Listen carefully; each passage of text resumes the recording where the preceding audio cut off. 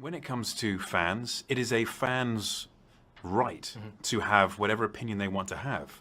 And people are going to be upset because, especially when you're talking about books or games, because you're never going to be the exact person who they had in their head or who they played on Witcher 3, for example. I don't necessarily consider that toxic. I just consider that passionate. Welcome to the Hollywood Scholar. I'm Jed Morgan, and we are here. We are live, the toxic fans, the passionate fans, to talk about The Witcher Season 3, Volume 1, to review it and hopefully eviscerate it in a manner that it deserves so very, very much. I'm joined by an incredible panel this afternoon to tear this thing down because it was so atrociously bad, and nothing represents that more than one of the opening shots of Geralt eating macaroni and cheese. But let's jump right into introductions and say hello, everyone. And we'll say hello to everyone in the chat and jump right into this review because we don't want to be talking about the show any more than you guys want to hear it in too much detail. So we'll try to get through this as quickly as possible. I am joined, as always, by my constant co-host, it feels like, Mustang from Bard's Tales. How you doing, man? We're going through this again. We're doing this again. Well, the audience hasn't seen us go through it yet. That video of us watching it all together hasn't come out yet. So this is their first introduction. How drunk did you guys get? I didn't get drunk at all, but I got drunk afterwards. I'll tell you that much right there. I couldn't because I found Indy in Port Anna, so I had to watch something even worse than The Witcher. Yeah. Well, I got pretty drunk because I made the mistake of adding something to my shot list instead of just every time they say dear friend. I added in every time they sang all is not as it seems in episode 5. And if you haven't gotten that far, I don't think. Sorry, did you say that? Can I take a drink right now?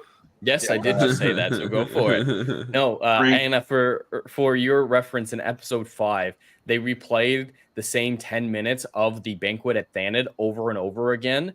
And Valdo Marx was singing the same line of the song for all that 10 minutes over and over again. He just kept saying in a monotone voice, all is not as it seems, all is not as it seems, all is not as it seems, for 50 straight minutes.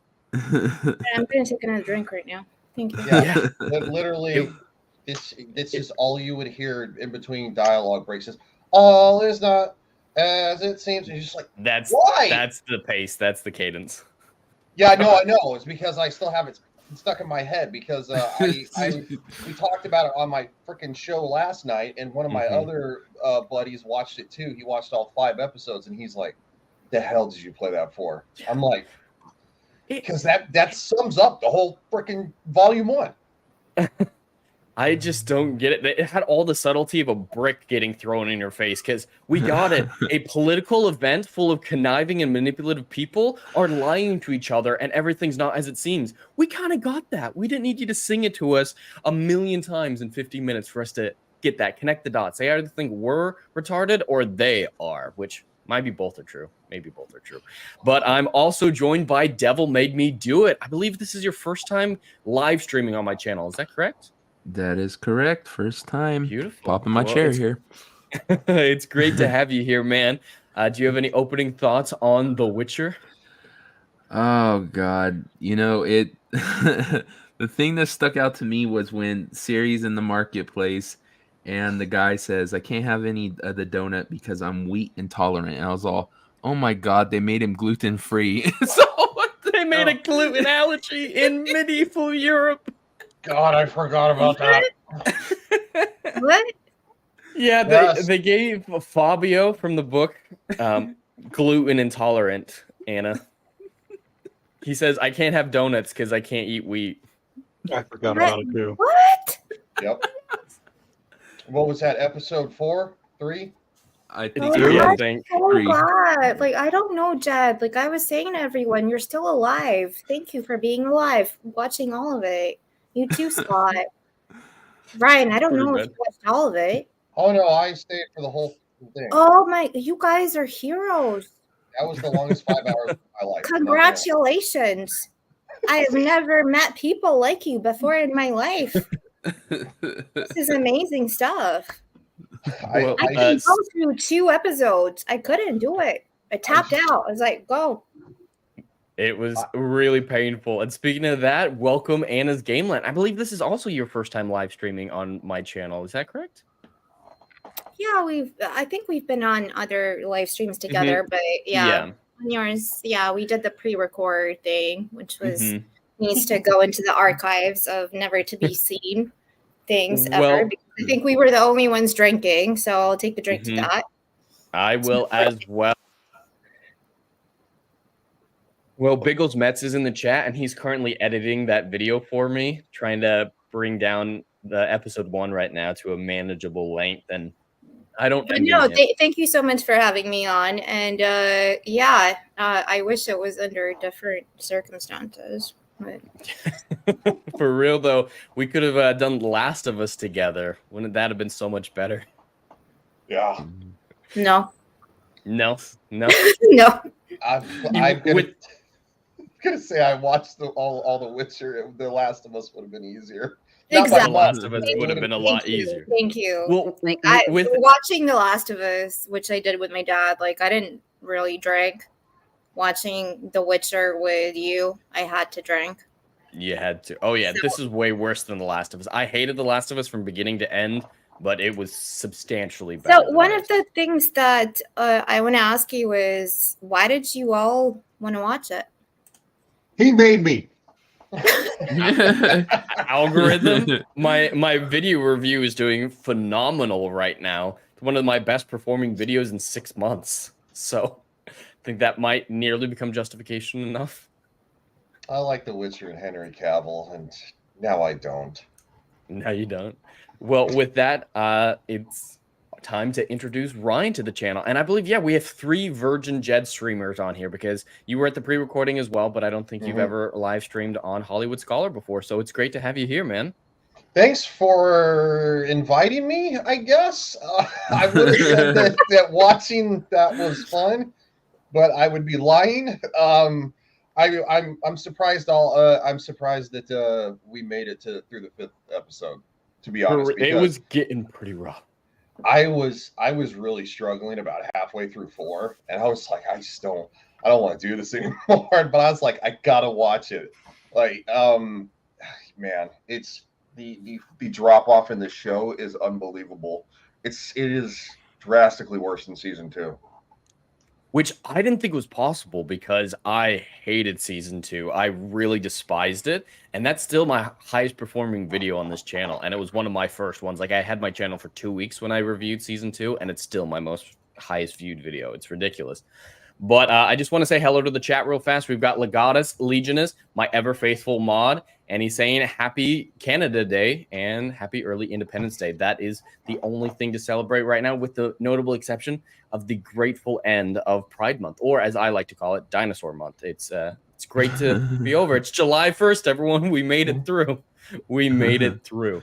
And we're also joined by Biggles Metz in the chat, who's currently editing the EFAP style movies of us all watching The Witcher together, and I don't envy him. In fact, I was so uninterested in editing it myself that I'm actually paying him to do it for me. So it's worth every penny, so I don't have to go back through and watch it.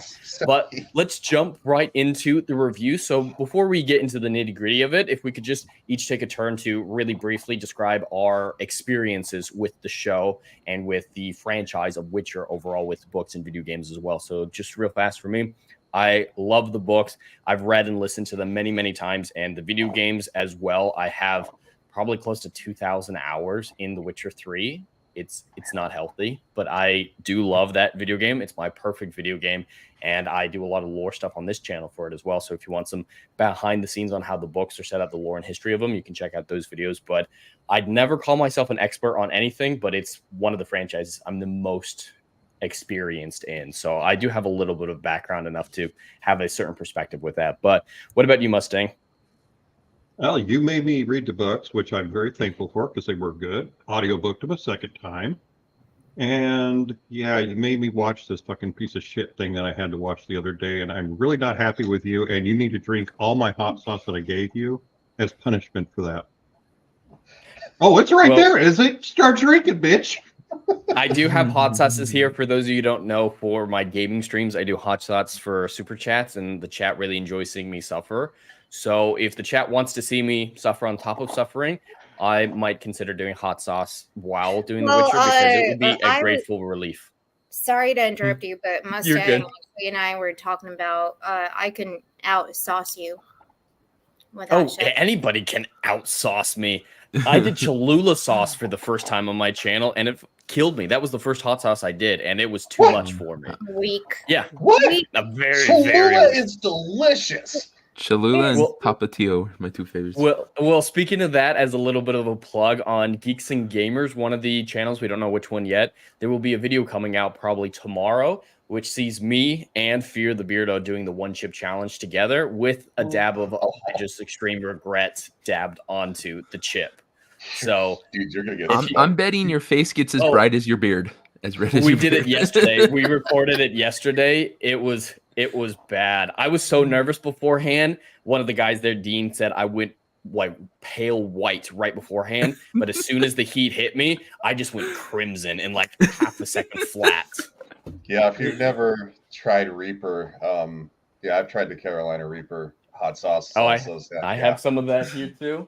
Yeah, I got Hey, some Jed, Reaper. I just want to know how much is it to get you to take the shots? The hot sauces. Well, Yep.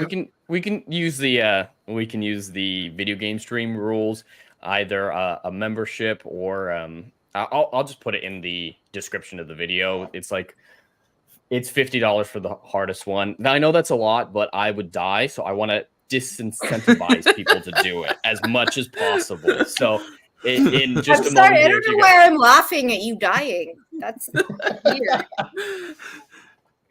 So $50 to kill yourself. That's a cheap day. I think you should have to do a mid grade because you made all of us watch The Witcher Volume 1. Yeah. All right, I'm gonna pop this in at the top of the description. You guys should be seeing it here in a moment. Oh God, I'm actually more happy to do it on this stream than I am normally on my gaming streams because I want a distraction from The Witcher. See how long we've been talking about the hot sauce? None of us want to talk about this damn show. No, All right. There's nothing to talk. Like I can't talk about anything. There's nothing to talk about. It's boring as fuck. Sorry. It's incredibly. Oh no, swearing's fine. Swearing's fine. I'm gonna be fucking swearing my brains out. But if you guys check out the description of the video, there should be the hot sauce stuff now. And actually, I'll just delete that. So if you guys are interested in seeing me torture and at the same time giving me relief from The Witcher, that information is there in the description box down below. You might need to refresh the YouTube page to have it pop up. But let's keep going. Devil Made Me Do It. What is your experience with the Netflix Witcher franchise as well as the franchise overall? Well, I've played the games, especially 3, best game, bar none. And when I got into the games, I didn't have time to go back and read the books, but I did look at a bunch of kind of, Cliff Notes versions of them to, just so, because the games, I wanted to compare the two. And I've watched all 3 seasons. And after season 2, I just went back and watched season 2 again because I watched season 1 twice. And so I was I'm going to go back and watch season 2 and see if if it's as bad as I remember. And yes, it was as bad as I remember. And then right into season 3 where now I'm regretting everything. Well, that brings up an interesting point. I want to add this question for the next 2 people and have Mustang and Devil answer it real fast. Are you going to keep watching with Liam Hemsworth in season 4? I don't think so. No? What about you, Mustang? Next. All right, Anna, both questions to you. What's your experience, background, and are you going to keep watching with Liam? So I've read all of the books. And one of the reasons, like I read all the books maybe since 2012, 13.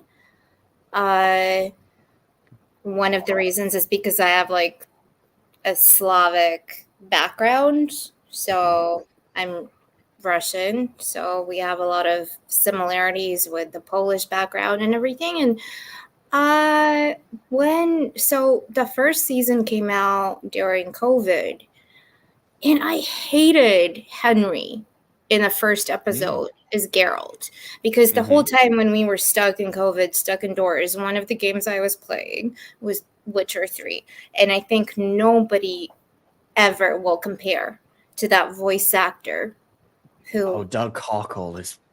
he has cancer now, so let's all pray for him. I mean, Absolutely. yeah, and so like it's never gonna compare to the video game, but then I slowly loved the way he, like, I get to know him as really loving the character and understanding the character, and just the design of everything and the cinematography and everything was so shit. And then you start seeing this transition slowly from the first season to the second season to more of a kind of agenda that has nothing to do with the books. And they're inserting things from the books, but then it's like you just lose interest. And at season 2, I was like, I'm not watching season 3. And then you made me watch season 3. You're welcome. But I'm actually happy that I did, because now I can definitively say it is shit. It is bad. Henry Cavill is standing there, like, he's literally expressing my feelings. He's standing there and looking all the time like, what am I doing here? And I'm so happy he quit. I'm so happy he's out of this shit. So Liam Hemsworth, nothing against him.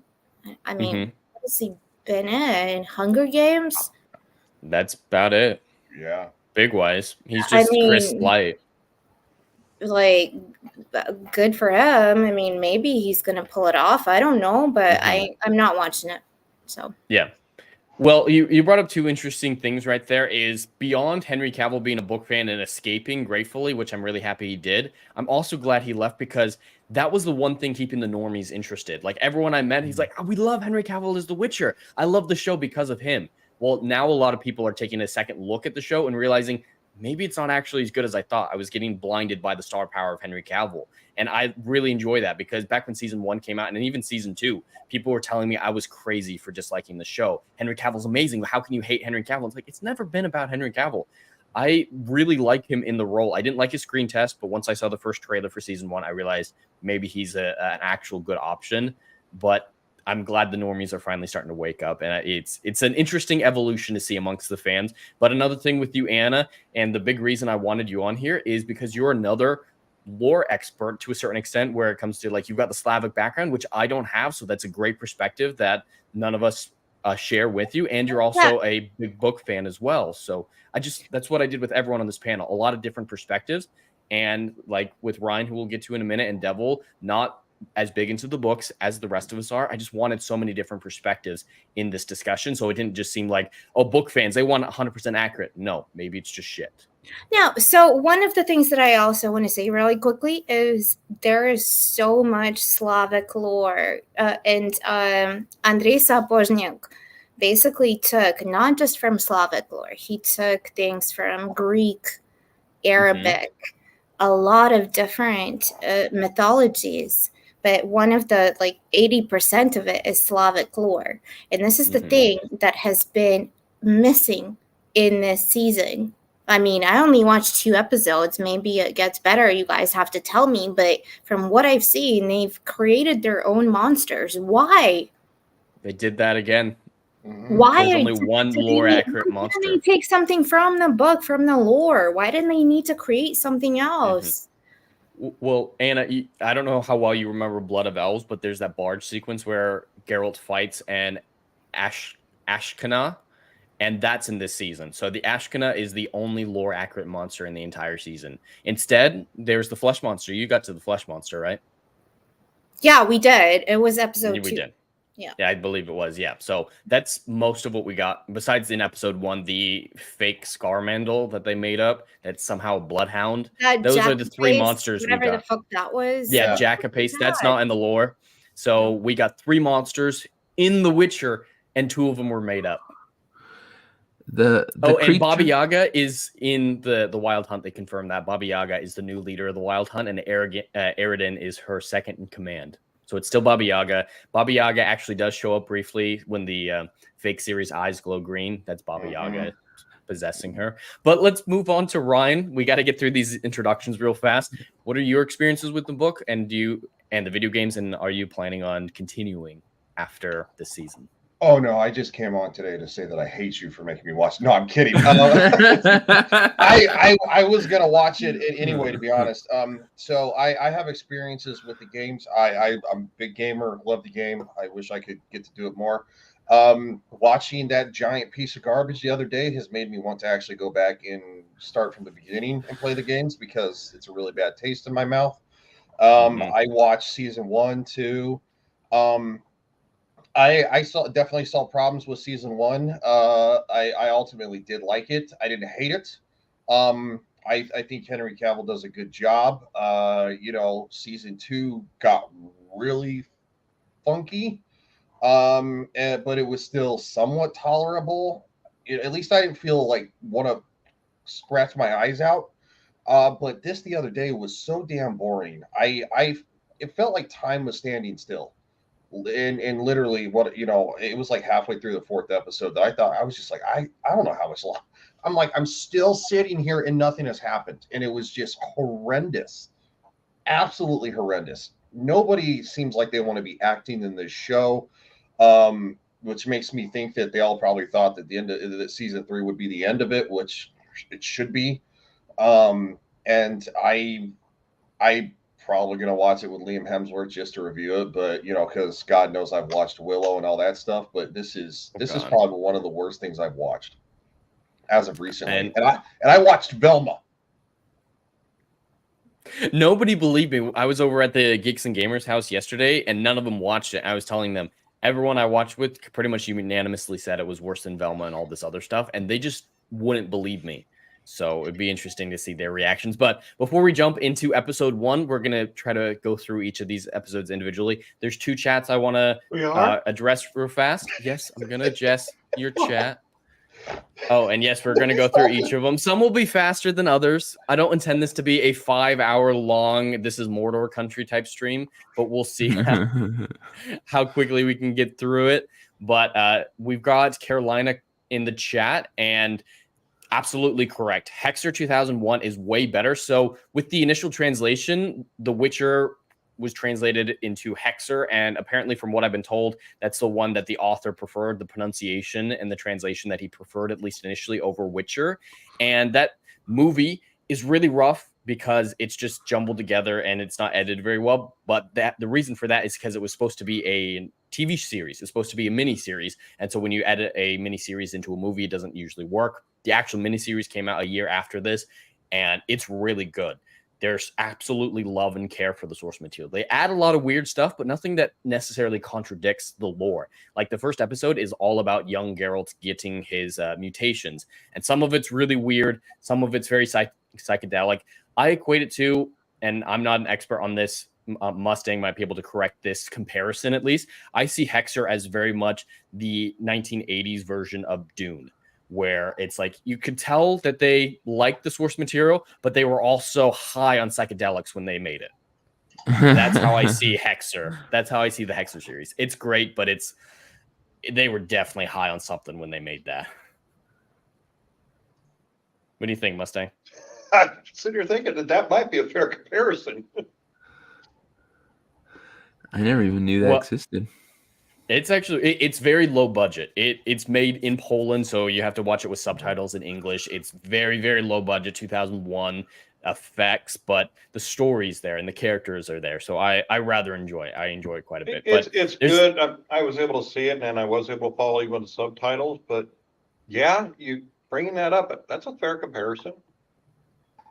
I haven't read the Dune book, so it was just my interpretation of the Dune series. So I'm glad you agree with that. But that's the positive chat I want to address out of the way. Now we have the more mixed one.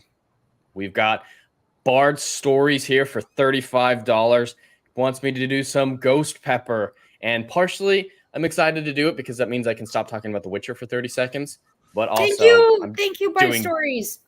I'm also doing ghost pepper hot sauce. So Oh, don't worry. There's a whole lot of people now that know you're taking shots. I brought this upon myself. I can't blame the did. chat. Let's see. All right. Hey, Biggles, All right, should he take like 4 shots because of what he's making you go through? You gotta do it. Just do I it. got to do it. All right. Here's some ghost pepper hot sauce, guys. Here we go. Yay! It just slowly starts to kind of get you, doesn't it? Yep. All right. What do you guys think of Sharon Wood?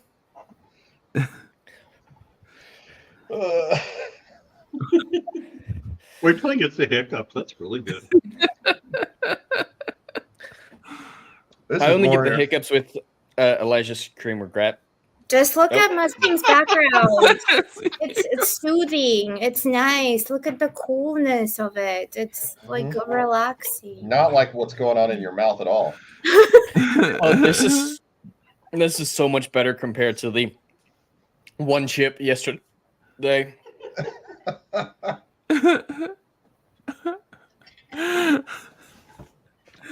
Oh God, no! Not the freaking! Oh Lord, no! Gotta come on. Gonna talk about The Witcher. Come on. Yeah, Jen, I thought you wanted to talk about The Witcher. I asked you guys a question and no one answered me. What do you guys think of What did Sharon you Wood? say? I'm sorry. I was distracted by the fish. I was just thinking, all is not what it It seems. seems. Oh, it's not what it seems. Well, it's not what it seems. Oh, Anna, that's a live cam that I'm on right now. I know. You have a fish tank. That's very cool. Thank you. No, those are not my fish tanks. That's actually Deerfield Beach, Florida. Well, at least you don't have any dolphins in there. They were on earlier. I mean, I know that you asked a question, but like, is there anything really good we can say about any of this? It didn't age well, just for the record. I thought I would be more articulate about it. Are you talking about me? Because it's my birthday. All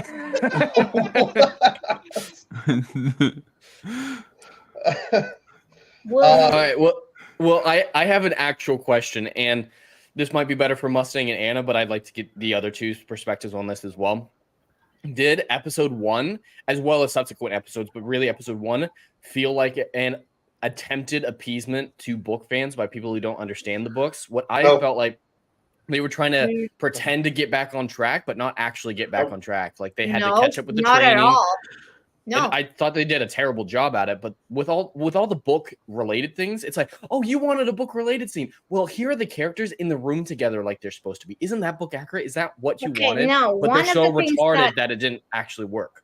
No, one of the things that really pissed me off is they're trying to go to the video games and insert certain things from the video games to make it seem like, oh, it's going to be more relatable because more people have played the video games than have read the book. So they, at a certain point, I think we were watching, I don't know what I was doing, but you screamed it out and you were like, oh my God, they didn't just call him Dandelion.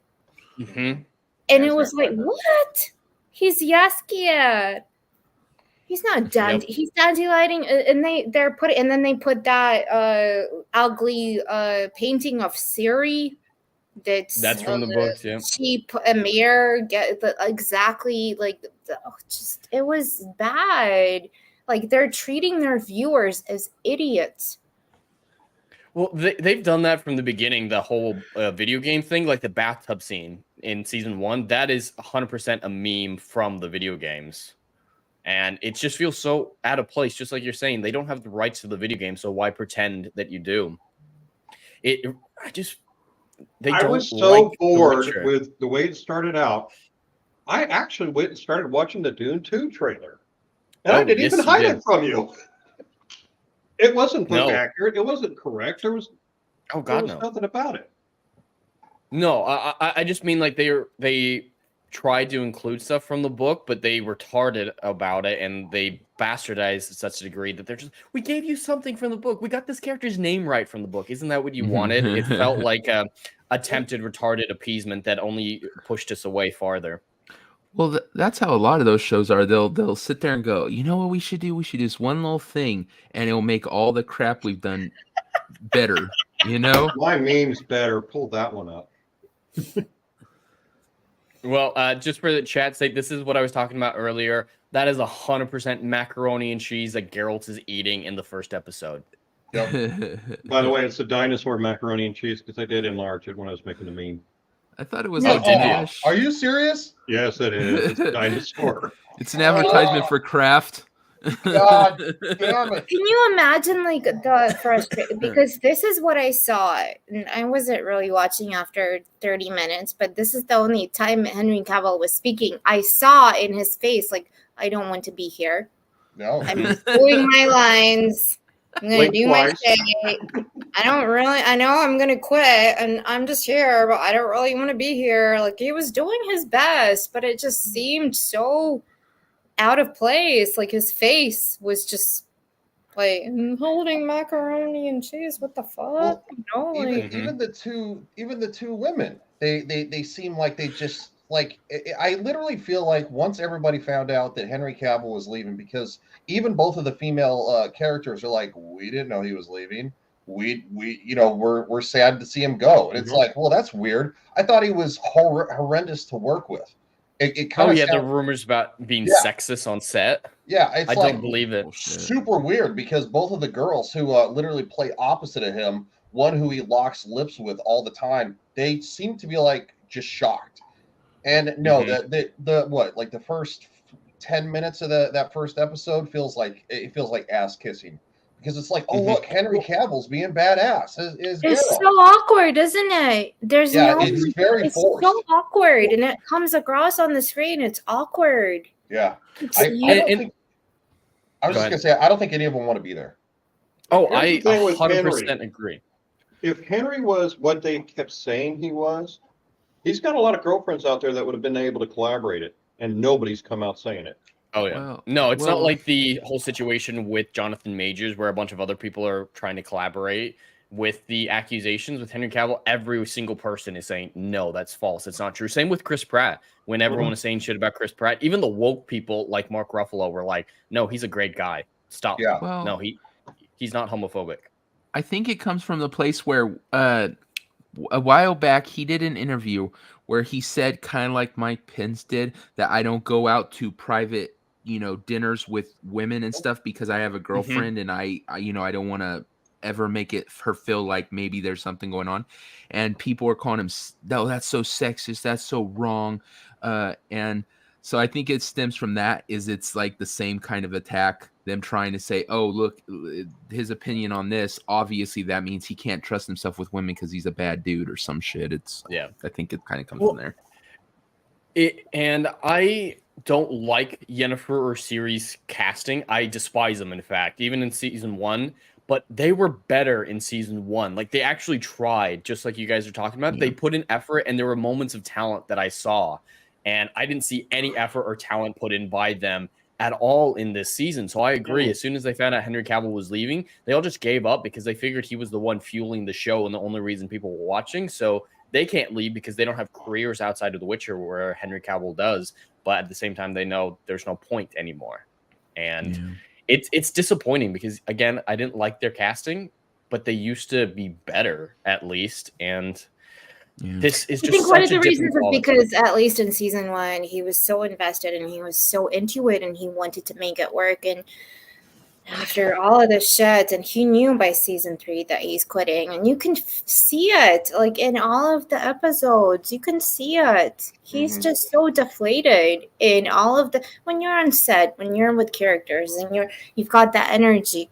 He didn't have any of that. He was trying, but everybody around him was just so deflated and like, I'm just reading my lines, I'm doing my thing. And this is why we were so bored. I don't know how you guys went for 5 fucking episodes of this shit. The last 2 were at, what, 2 times speed? we did speed them up a little bit for the last couple. But No get your way. thoughts. You actually. It was still like a 5-hour stream. It was literally 1.5. Yeah, it was literally the longest 5 hours of my life. I'm not joking.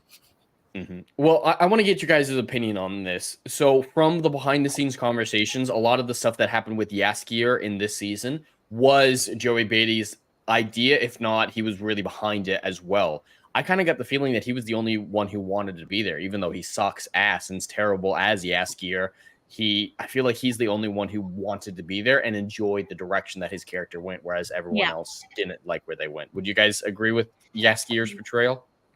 Yeah. What are your thoughts on that? I think by episode 4, he was phoning it in.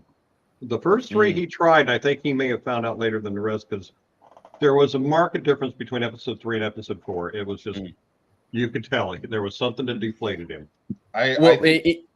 Go ahead. Oh no, I was just gonna say I think he's trying to pad his resume because he knows that that after Henry Cavill leaves, it's going down. This thing is sinking. This thing is sinking faster than that sub. It's like you said with when the company's closing down in 1 month, that last month you just kind of just like I'm not gonna put too much effort in. Well, for you guys who don't know, according to Joey Beatty, Lauren Histred says we're thinking about changing up Jaskier's character, going in a new direction. What do you think? And he's like, yeah, I think it'd be a great idea for him to be gay, as in Joey's idea was for him to have relationships with men, and he's the one who said Jaskier doesn't see gender; he's gender fluid. He identifies as gender fluid. That's according to Joey. And I don't think someone who isn't invested is willing to make up shit like that for their character. I don't know. That might just be me, but to me, that was kind of is such bullshit because, like I said, didn't read the books, but I have saw a lot of the synopsises of them. And the character he's never faithful to any woman. He cheats on every woman he's with because he is such a male whore. He's arguably has more sex than Geralt, and that's really saying something. But at the same time, we love him because he is so loyal to Geralt and to Ciri, and he's a good friend. Oh, I don't know if you saw it, Anna. I think it might have been the beginning of episode 3 when Jaskier's in bed with Vespula, the woman who kicked him out in episode 1. They're back together for some reason, and he's just talking about how much he's in love with Radovid while they're in bed together. It's really awkward. But he talks about Geralt for a moment. Radovid is underage. He's supposed to be, but in the show, he's aged up in the king's brother. They made him barely legal just to date Jaskier. But in that conversation, he briefly mentions Geralt, and then she asks, "Are you in love with him?" Geralt? No, he's just a friend. And I felt like that was just them addressing the whole. There's a big Tumblr community who wants them to bang. Of course, there is. There's a Tumblr community for everything. Let's ask the girl in the room. If you just got done having sex with a guy and he started talking about a man in very iffy ways, would you appreciate that, or would you be like, "What the fuck?" Where's Jeremy? Yeah, he would. But this is supposed to be. Jaskier is not like that. He's a bard. He's a romantic. He's like from the. This is what Andrei Sapoznik drew from when it came to Jaskier, from the Three Musketeers. He was supposed to be like Actemi, the poet, the one who goes out and is a womanizer. But still, he's. He likes women. He's not supposed to. He might maybe explore something in his poetry or his songs, but no. It's weird. Oh, we've heard his song. Oh, yeah. He sings a gay love song to Radovid, and that's the only song he sings in the season. Yeah, that was awesome. And it's a really bad one. The one in the second episode when I tapped out, when he started talking about blah. Oh, God.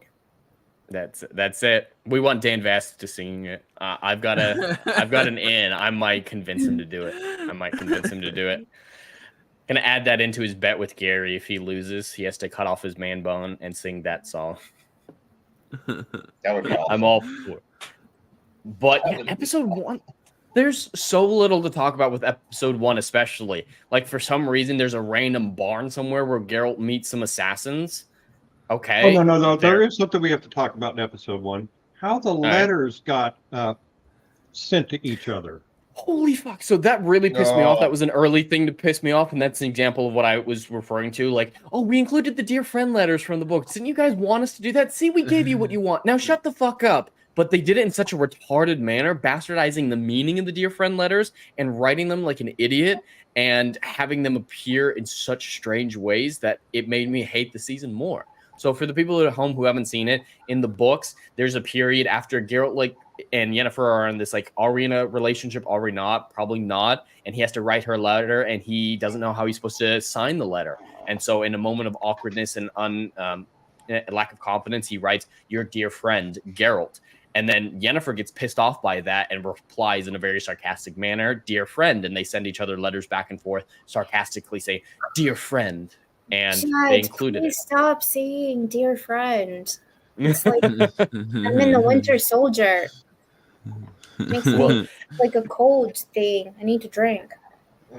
That's what I did during the show, because during episode 1, while Geralt and Yennefer are traveling together with Ciri, Yennefer keeps giving him letters, but hiding them in place, putting him on his door and not actually giving them to him. These words that will not be named type of letters to him. And they do it 20 times in the episode. It's all over the place. And it's not a sarcastic thing from her. It's not an awkward thing from him. It's her trying to get back in his good graces, so she signs it like that. It's so weird. Just seeing her walk up to his door, pin it to his door, and walk away. It's you could hand him the letter, or maybe Literally just say, right there. That's not in her character at all. Oh no, she is not in character whatsoever. And one of the biggest examples of it is from episode 4, I believe. And I don't know if you remember, after they get to Gor's Valen, Ciri and Yennefer, and Ciri meets all the sorceresses and is pissed off, she runs away and runs back to Geralt, right? And Yennefer follows her and just screams her fucking head off. It's how could you leave? I'm supposed to protect you. You're making it difficult. She got mad at Ciri for leaving. In this show, she doesn't even acknowledge the fact that Ciri's gone. She just goes about her political machinations, and she's like, oh, I've got to do this. She doesn't even say, oh, I guess Ciri's gone. And then when they finally meet back up, she just says, I'm sorry I gave you a reason to leave, and they never talk about it again. Yeah, it's funny when she goes there, and the head of the school is all, "You finally become a mother." Yeah, what mother wouldn't notice their kid literally ran the fuck away and not giving a fuck about it? It's more important that she go to Redania and recruit Philippa and Dijkstra to the conclave that she created. It's more important to do that than worry about her adopted daughter, who could be God knows where, hunted by everybody. They add a whole bunch of people who are hunting her. Yes, the Scoia'tael are after her, but in the show they made it the Scoia'tael want her to help the Scoia'tael, not because Nilfgaard wants them to. They're not. They're hired by Nilfgaard. But they're not even supposed to know about the importance of her. Oh yeah, they spend the whole time calling her Hen Ikshar, like it is in the prophecy of Laura Dern, and Francesca's she's the one who's going to save the elf. She's the way that we can continue our bloodline, because I don't know if you remember, Anna, in season 2 or 1, they made it that the elves are all infertile and they can't breed anymore, and somehow Ciri's going to reawaken their fertility. She's prophesied to make them fertile again. She's got elder blood. It's literally, she's literally the key to everything, so that's why everybody's hunting her.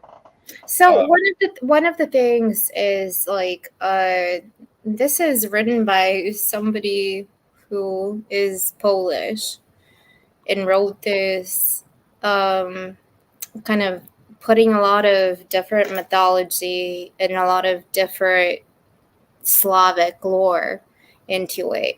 So that's why it has a lot of creatures and monsters in the world, and everything is so different, and this is completely lacking that. Maybe in season 1, beginning of season 2, maybe first 2 episodes it had that, but this is what Andrzej Sapkowski said. He said, it would be easier to name the mythologies and cultures I didn't draw on, because they were, just to mention a few, Slavic mythology, vampires, lieshis, kikimaras, vodyanois. There was the Germanic wild hunt, the Portuguese broxa, the Arabic ghoul, the Scottish kilmalines. There was druids from Greek mythology, Periclesian gnomes, the Japanese Katsumi or fox women. There was the Little Mermaid, Hans Christian Andersen. There was Snow White by the Brothers Grimm. There was Jean-Marie Le Prince de Beaumont, Beauty and the Beast, Elves and Dwarves, and let's say Tolkien-esque influence. You could say it's quite an eclectic cocktail, but that was the modus operandi I adopted. So that is literally coming from the author. Where is all of this? There's none. This feels like generic fantasy place where wood is made out of plastic.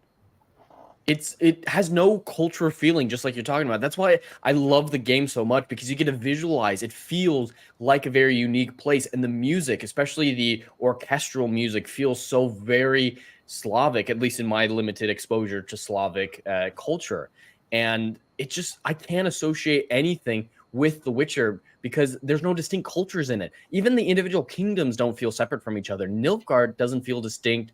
Zerrikania doesn't feel distinct. Nothing feels distinct. And the world of The Witcher is a full world. The continent is massive. So we have Zerrikania in the far south, which is basically Africa. We have places that are like England, places that are like Germany, places that are like Poland. It's a specific type of diverse kingdom cultures. But just like in Blood Origin, everything feels so bland and uniform and uninteresting. Nothing feels distinct from each other. And just like you said, Anna, which is why I love having you here because of that lore and cultural perspective, he drew from so many distinct cultures that gave it such an interesting flavor in the books and such a unique aspect to it. And we lose all of that. One of the most important aspects of the books is just how rich the world building is in so many minor ways. Like Sapkowski loved to include portions in each of the books that were POV characters that weren't main characters. Like in this book, we see him briefly in the show, but he's pointless in the show. Applegat the Messenger. He goes around traveling through the Northern Kingdoms, delivering messages throughout the first chapter of Time of Contempt. And it's through his eyes that we see the different kingdoms, how they're preparing for war, the approaching Nilfgaard invasion. It's exposition, but done in such an interesting way. And he does that throughout all the books. Like there's that one where they, someone in the distant future finds some unused manuscripts from Dandelion's book, Half a Century of Poetry. It's just a really interesting ways to world build and deliver exposition that is so starkly lacking in the show. They don't have a story, let alone, anything to build on. Why are you a gorilla? Get out of the stream. This is not Slavic. Yeah, gorillas aren't from Poland. I'm joking. Love you. But no, yes, this is the thing. Like, I spoke to a lot of people today. There are certain things that I actually found out I never knew about. So werewolves are called so many different names in Slavic lore, and I never knew about this. It's Volvalak, Vurdalak, all these different names. And even in the book, you don't have that. But reading the book and like getting ready for your stream, I discovered so many different creatures you could have used. You could have used all of these different creatures, but you made up your own, a Jaxapace. What the fuck was that? An armadillo Why did you make hybrid? up your own creature? You had so much lore to take from. It took me a 2-minute phone call to speak to somebody to tell me there's all these different creatures. That creature kind of felt a little Harry Potter to me. The roly armadillo thing. Yeah, the roly looking thing. Yeah. Yeah, Well, but they had a creature that was so similar to that, the Skarmol, which we see in the Blood and Wine expansion of Witcher 3. It's basically the same creature, but not a bloodhound. So okay, so there is a creature in Polish and Slavic and Russian lore, which is called the Skrabnik, who lives underground, who mines and is also a shell. I think we kind of get that in the Witcher 3 Wild Hunt game, but he lives underground. He protects the treasure, and he's benevolent. He doesn't attack people, but if you come to get the gold or whatever gems, he's gonna attack you. So the Skrabnik, whatever, I can see, but just use that. Why do you need to give him a different name and make it into something new? Because they don't do their own research. They didn't know about that creature because they're not going to look it up. Why not just simply use a vampire or a real werewolf? Well, I mean, no, they have werewolves, but... And they had a werewolf in this season. Yeah, didn't he get choked out in like 2 seconds? Yeah. Yeah, when he was turning. Wait, was that Otto? Mm-hmm. Otto from Season of Storms. He transformed. Have you seen Supernatural, Anna? No. Okay, they basically did werewolves the same in The Witcher as they do in Supernatural, which is just they grow fangs and claws, and that's about all the werewolf aspect of it. So he grows some fangs and claws, and then Geralt just chokes him out in 2 seconds. Yep. Just puts him in a headlock. Of course, they also killed the Jack and Pace in like 30 seconds, and this thing was supposed to be like... so with werewolves in Slavic lore, this is the way it is in Polish, Russian, Ukrainian, is you have 2 kinds of werewolf. Well, you have different kinds, but 2 main kinds. You have the Volkolak, which is benevolent, and he is turned without his knowledge to go around house to house. You can't change whenever you want to change. You ask for food and comfort and love from people. And then you have the Bordak. And the Bordak is somebody who is malevolent. And he wants to be a werewolf. And he will go and he wants to kill. So why can't you explore these things? I mean, they did this in a video game. Mm-hmm. You have that kind of human, the difference between these creatures in Slavic lore. You have the good werewolf and the bad werewolf. Like, dude, why is it so difficult? Because the showrunner hates the source material. Yeah. Yeah, that would require them to do research. Yeah, we're lucky we didn't get Geralt with a big white fro. Black and with a big white fro. Oh, you haven't seen the fro yet? I don't want to. Devil, you should not have said that. Well, I'm surprised they haven't turned Geralt into, some kind of cuck or something. To be honest, hey, because Liam, they kind of have. Yeah. Well, Yennefer is still obviously very, very much, in love with Geralt. So, at least, I guess they did that right in a sense. I don't know. There's nothing I can really honestly say that's good about it. There's really not. It literally, I think one of the worst parts of it is it jumps from scene to scene to scene to scene to scene to scene, and that's all it does in about a 2-minute pace. You're on one scene, 2 minutes, another scene, 2 minutes, 2 minutes, and it just jumps around everywhere. You couldn't get invested in anything because of that. No, literally, Geralt, he takes his potion, he gets ready, and he draws his sword, and he's about ready to, to take on, find the flesh monster, and literally after he pops it and his eyes turn black, they cut to another scene. And I'm like, you literally couldn't have him go down the hall and he hears something, and it's like, I mean, nothing. Just like it just jumps. It was so obnoxious. Absolutely obnoxious. What do you guys think? Is Yennefer still the star of the show? No, Or Ciri. is it Ciri? No, Yep. Ciri. Yeah, it's Ciri. Ciri. Yeah. So season 2 is the Yennefer show, and now season 3 is the Ciri show. Which is something that should happen eventually in the books. By Tower of the Swallows, by Lady of the Lake, Ciri shares equal, if not more, screen time than Geralt does. Like, it does transition to her to a certain extent, but they're just doing it way too fast with no finesse and none of the character arc. Ciri is my favorite Witcher character, and she has a phenomenal arc. Like, for those of you who have seen the Clone Wars, I equate it in the Clone Wars is a very superficial example of what they do with Ciri, but it's very much at the very beginning when we first meet Ciri, you're supposed to dislike her. She is a bratty little bitch. She's incredibly unlikable. She's spoiled. She's awful. Like, just like Ahsoka was in that. It wasn't intentional in Clone Wars, but in the Clone Wars movie, everyone despised her because of how bratty she was. we got that. And then by the end of season 7 of the Clone Wars, she was a badass taking care of people, no problem. That's very much what happened with Ciri, except that was intentional and much better written. And I think that's the best comparison for people who haven't read the books, is that's what we should have gotten with Ciri. And they just right off the bat make her the main character, the bestest ever, who doesn't have to work hard. She does an obstacle course for a day and is suddenly a great swordsman and martial artist who can take on 3 guys twice her size, no problem.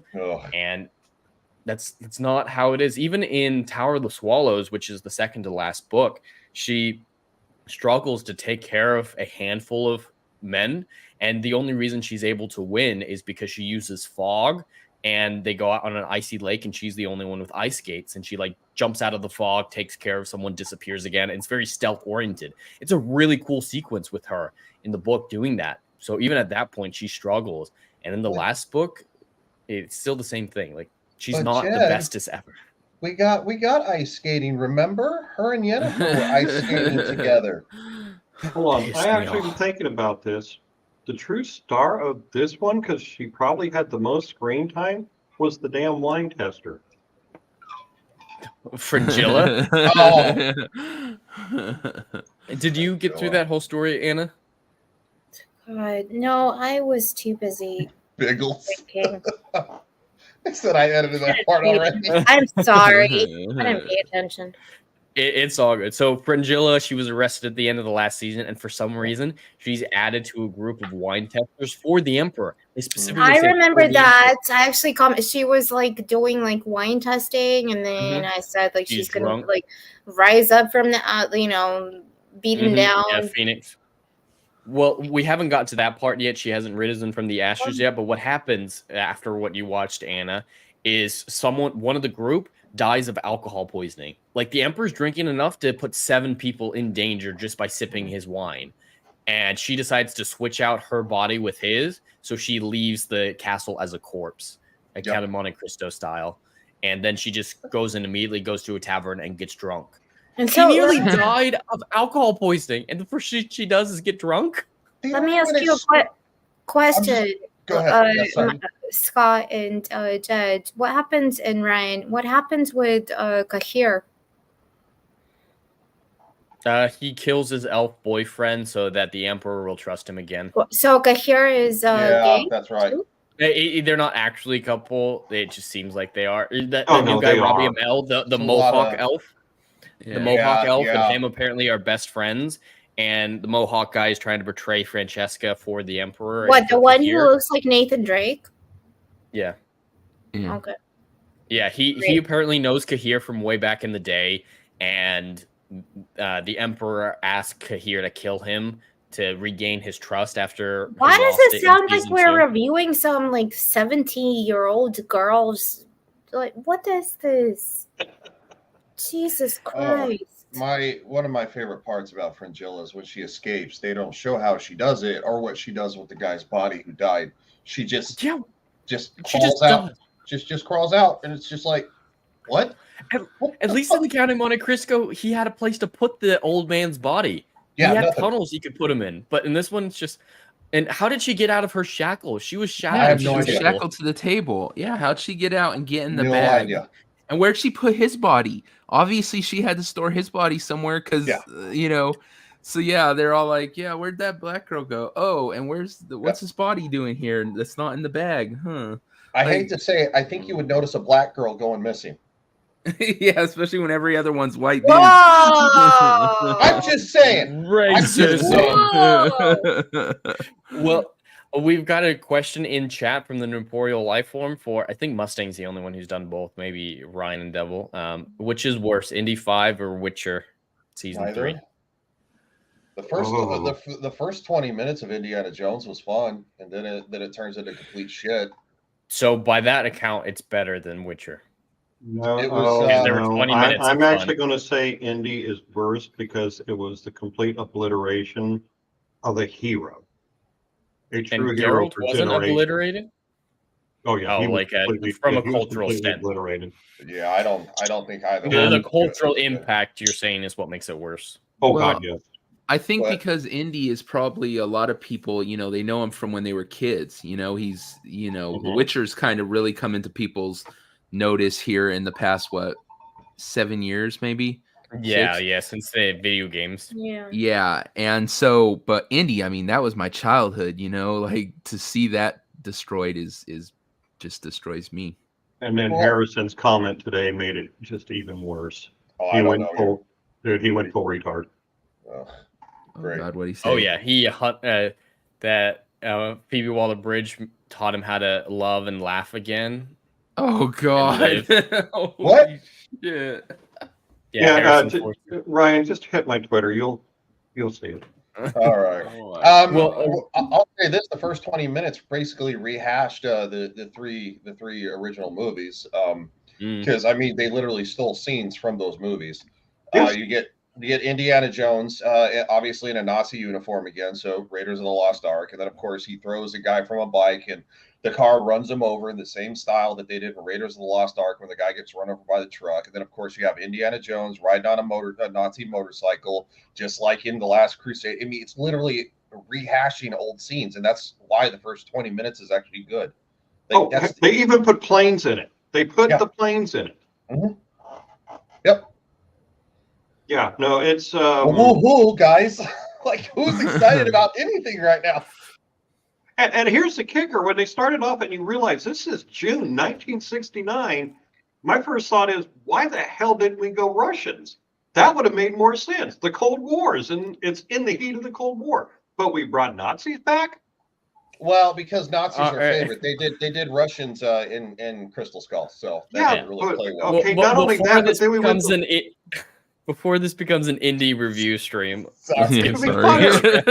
Hey, the chat asked. Okay. Yeah, The chat did ask. man. No, this just goes to show how little we want to talk about The Witcher. We really don't want to talk about this shit. There's nothing to talk about. There literally is nothing to like. We can talk about how they are missing certain things or how it's just boring for everyone. For me, a lot of people know I jumped straight from this stream onto the stream with Dermy. Mm-hmm. Dermy brought back sanity to me. Imagine that. Dermy brought sanity to somebody. That's What's bad. wrong with you? I watched somebody that had never seen Dune or knows anything about Dune falling in love with Dune. That trailer's really good, by the way. I haven't seen it yet. Watched it, later on my stream. It was really good. Yeah. Yeah. Yes. I just have to say, nothing happens in this show. The only thing that you literally learn is that Ciri is the key to everything, and everybody's hunting her. That's it. And I guess Yennefer and Geralt get back together after awkwardly But did passing they? each other notes by not actually passing each other notes. Yeah, they got back together in the last episode. But I have a question for you guys. I know what all of your guys' answers are going to be, but this is a legitimate perspective someone took in the comment on my review stream.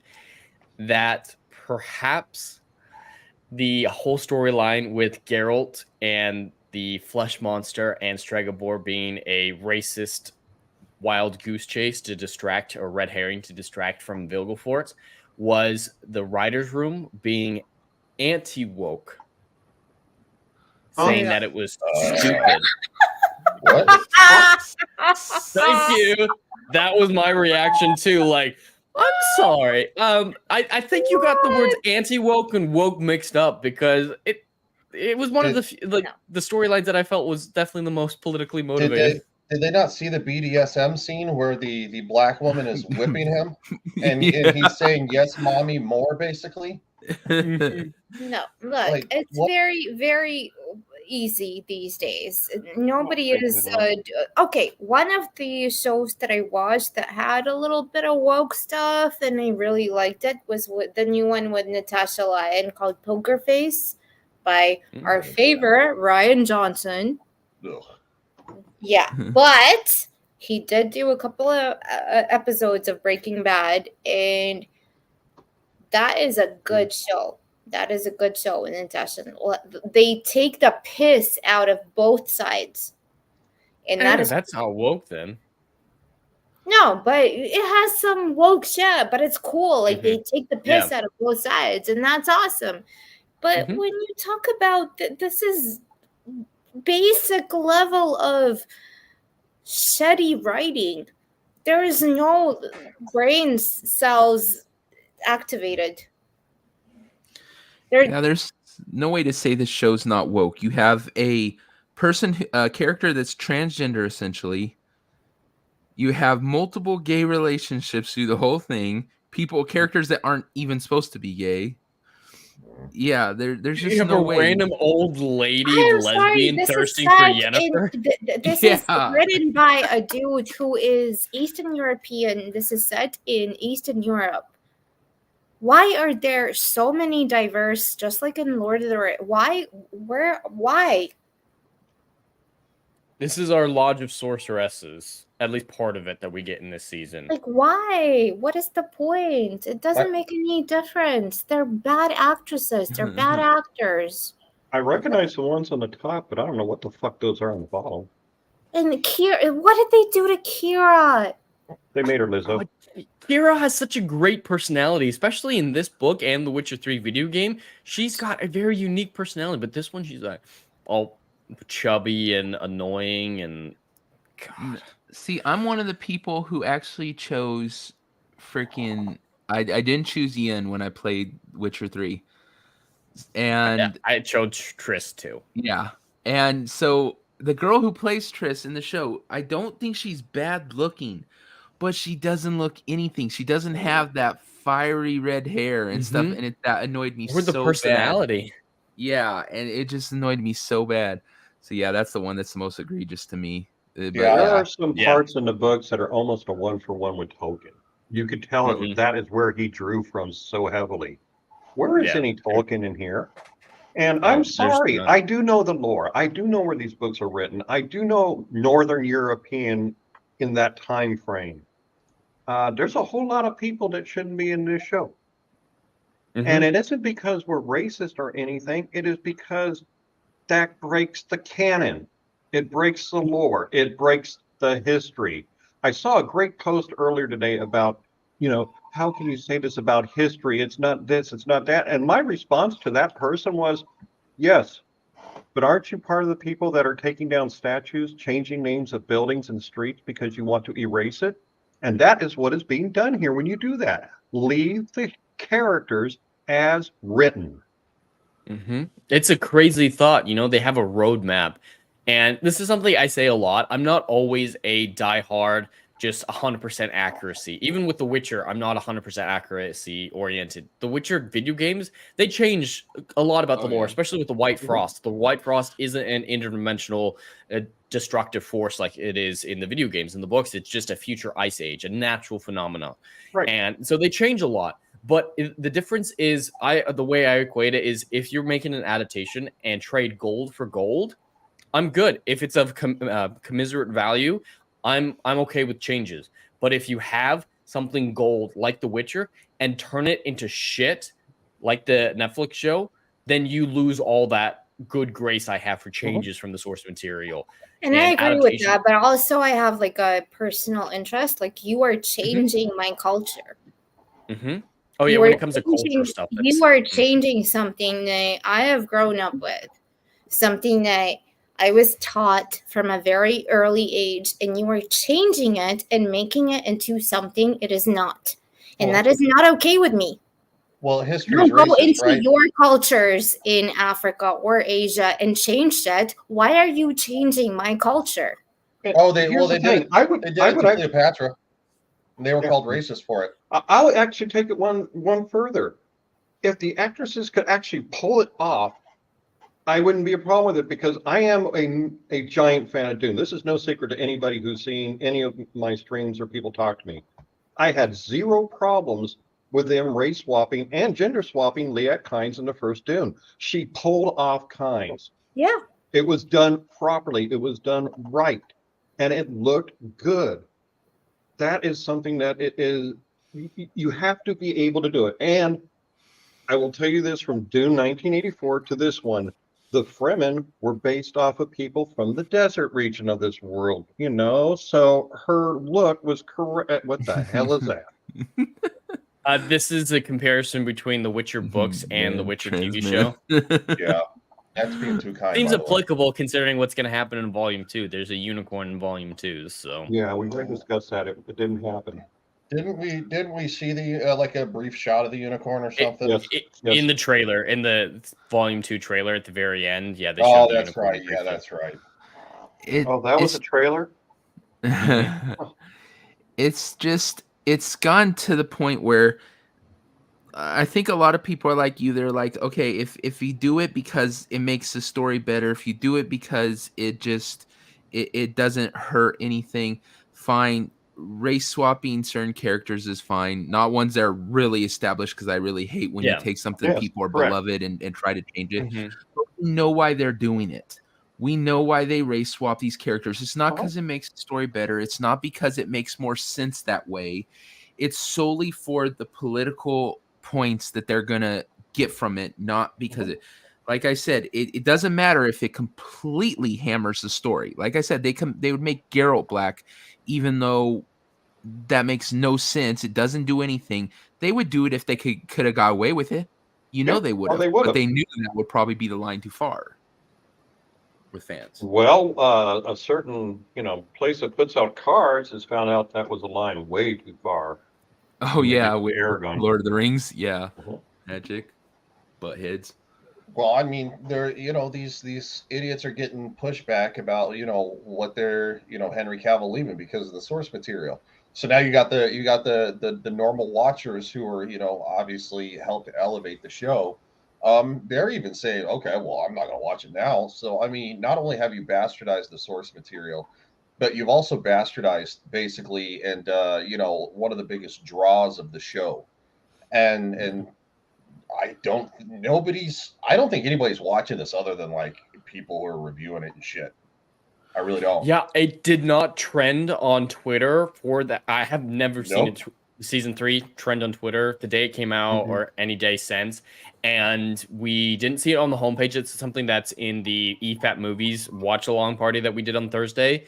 We couldn't find it on the main channel. It wasn't in the top 10 streaming shows. It wasn't in trending now. I had to search for The Witcher the day it came out to come up to watch it. That's bad. And I can't wait till next month when the Nielsen's come out, because Blood Origin had 15 million watchers its opening week, and that was astonishingly bad. I have a feeling that this one won't be much better. I feel like it's going to be a tad better just because of Henry Cavill, and Blood Origin didn't have a star power like that, but it's going to be very comparable, I think. I think it's going to be way lower than people are imagining. Yeah, I don't know what's going to be worse in the end, Indiana Jones 4-day release or Witcher's. Yeah. And Witcher is basically free because you already have Netflix. And that's that's going to be huge, because you're losing Henry Cavill, who does have a very beloved fan base. They do love the dude. You have, and I'd say he's a strong B, maybe even low A tier actor for what's his name, the lower Hemsworth, who I would say maybe is a C. Discount Chris, Liam. Yeah, Liam Hemsworth. Yeah, Liam. Like, that's a C, if even. Like, I think it's gonna really kill it. Yeah.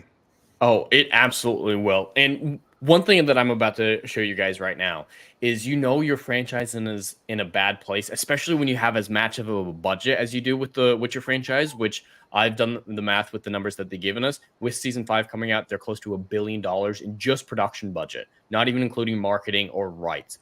With that, it's insane that cosplayers are beating them out in accuracy and just pure quality. Oh, damn. Oh. Like, that's Yennefer. Yeah. I see Whoa. Yennefer. And we've also got some Kira. That's actually Kira versus what we got in this show. We've got Triss as well. Oh. These are video game that's really costumes, good. but they're so accurate. And this last one is pretty much a video game only character, but that's Cerys from The Witcher 3. Sarah, It's just- I loved her. She was so cool when you were running up the mountain. Yeah. Yeah. Ooh. We got Hey, that's go back. Triss. Go back. Yeah. No, Go back. Go back. It's just astonishing to see that Wow. cosplayers who do this Thank you. for very low budgets are able to do a better job than Netflix with $1 billion spent in production alone. That's when you know you're in an abysmal place. The same thing with Rings of Power. People were able to do better Galadriels at home than Amazon was able to do with nearly $1 billion. It's just astonishing to me that Netflix's pure quality of sets, quality of costumes. We had Yennefer walking around the first episode in a blouse you could have gotten at JCPenney's. And in the sets looking like all the wood is made out of plastic. They've just spent so much money, and yet their quality is so low that cosplayers are beating them out to this degree. Yes, there's a lot of very, very talented cosplayers that can equal high budget movies and high budget television shows, but when it's far and away destroying them, you're in a very, very bad position, and it's just further indictment of Netflix, because I just don't think they care. I feel like this might seem a little conspiratorial to you guys. It might be too far, and I don't know if I necessarily believe it myself, but it's the only thing that I feel makes a lick of sense. There's got to be money laundering involved. It's like back in the day in the 60s when B movies were just for money laundering. Do you think? Oh, good. Go ahead, Dave. I'll say that.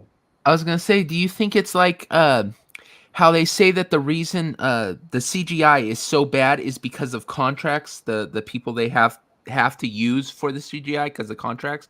Do you think it's the same thing with the buildings and stuff? No.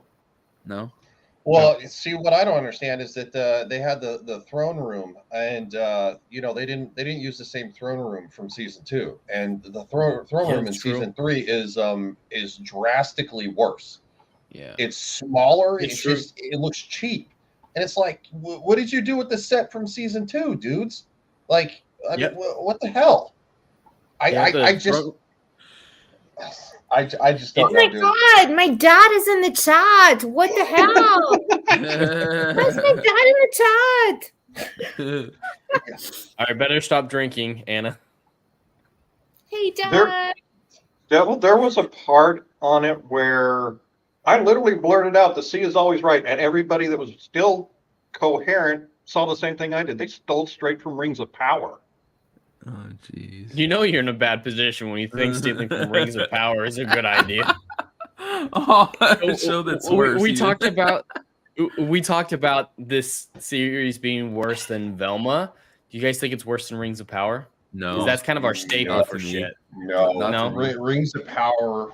I'll say this: Rings of Power came out episode by episode, so it was an easier slog. But no, I don't think it's worse than Rings of Power, because ultimately that's like 60 hours of my life that I'll never get back. Yeah. For me, I realize I'm 100% biased in that question because I don't know the Lord of the Rings half as well as I do The Witcher. So my perspective on it is very, very biased. But it's interesting that we've gotten this many bad shows, especially this many bad fantasy shows in a space of less than a year. I don't think it's even been a year since Rings of Power started yet. No, it was literally just last September. Yeah, we're not even at a year yet, and there's been a lot of bad fantasy and a lot of bad shows in that year. House of the Dragon is I didn't love House of the Dragon like a lot of people did, but I thought it was far and away the ultimate winner of the year. I really liked House There of was the some Dragon. Oscar performances in House of the Dragon. Absolutely. And I am talking old Oscars in the 50s and 60s. Yeah. That was Especially what's his bucket who played the king. It's been so long Patty. since I watched it. Patty. That was Him and so Matt Smith were fucking phenomenal. Oh my You god. have No. Matt Smith's Matt baby. Smith. That don't count. Matt Smith. Damon. I do have a bias for Matt Smith because I love his doctor. He's my favorite doctor. He's my favorite doctor too. That's Really really Yeah. good. Really Have incredible you that show. seen the evidence that he's probably going to be in the 60th anniversary this fall, Anna? Probably will. I mean, I'm not surprised. He's a good actor. He's a very good actor. He was in my one of my favorite movies from last year, Last Night in Soho. I recommend that to everybody. It's one of my favorite movies from the last decade. It's phenomenal. And nobody watched it. It did not get its money back, but it was during COVID, so it's a little bit forgivable. But does anybody have anything else they want to talk about? I thought we'd go episode by episode. I just can't. Well, Okay, yeah, I'll bring something up. The music was just crap. It's true. It's not what it seems. No, Brian, stop. Please stop. That's literally all I have to say about the music is that it's just literally. Well, and then there's the gay love song. a 50 no, you know what? At least it. the gay love song lasted for 3 whole fucking minutes. That Not all 50. is not what it seems song. That was a 15-minute episode that could have been condensed into 15 minutes. It was the Witcher version of It's Raining Men. Oh God, it was terrible. All right. I want to mention real fast the logical inconsistencies of the show. Just like with season 2, space, time, and distance mean nothing. Oh, Like God, yeah. you saw this example, Anna, during episode 2 when they had the gay love song. Right before he started singing it, they cut away and they showed Yennefer traveling for weeks. They showed Geralt traveling for weeks. They show a lot of that, and then they cut back to Yaskier as he starts to sing the song. Yep. That doesn't work. Doesn't work whatsoever. And then there's another one that you'll get, Anna, from the books that is more, it's going to pay off in negativity in volume 2.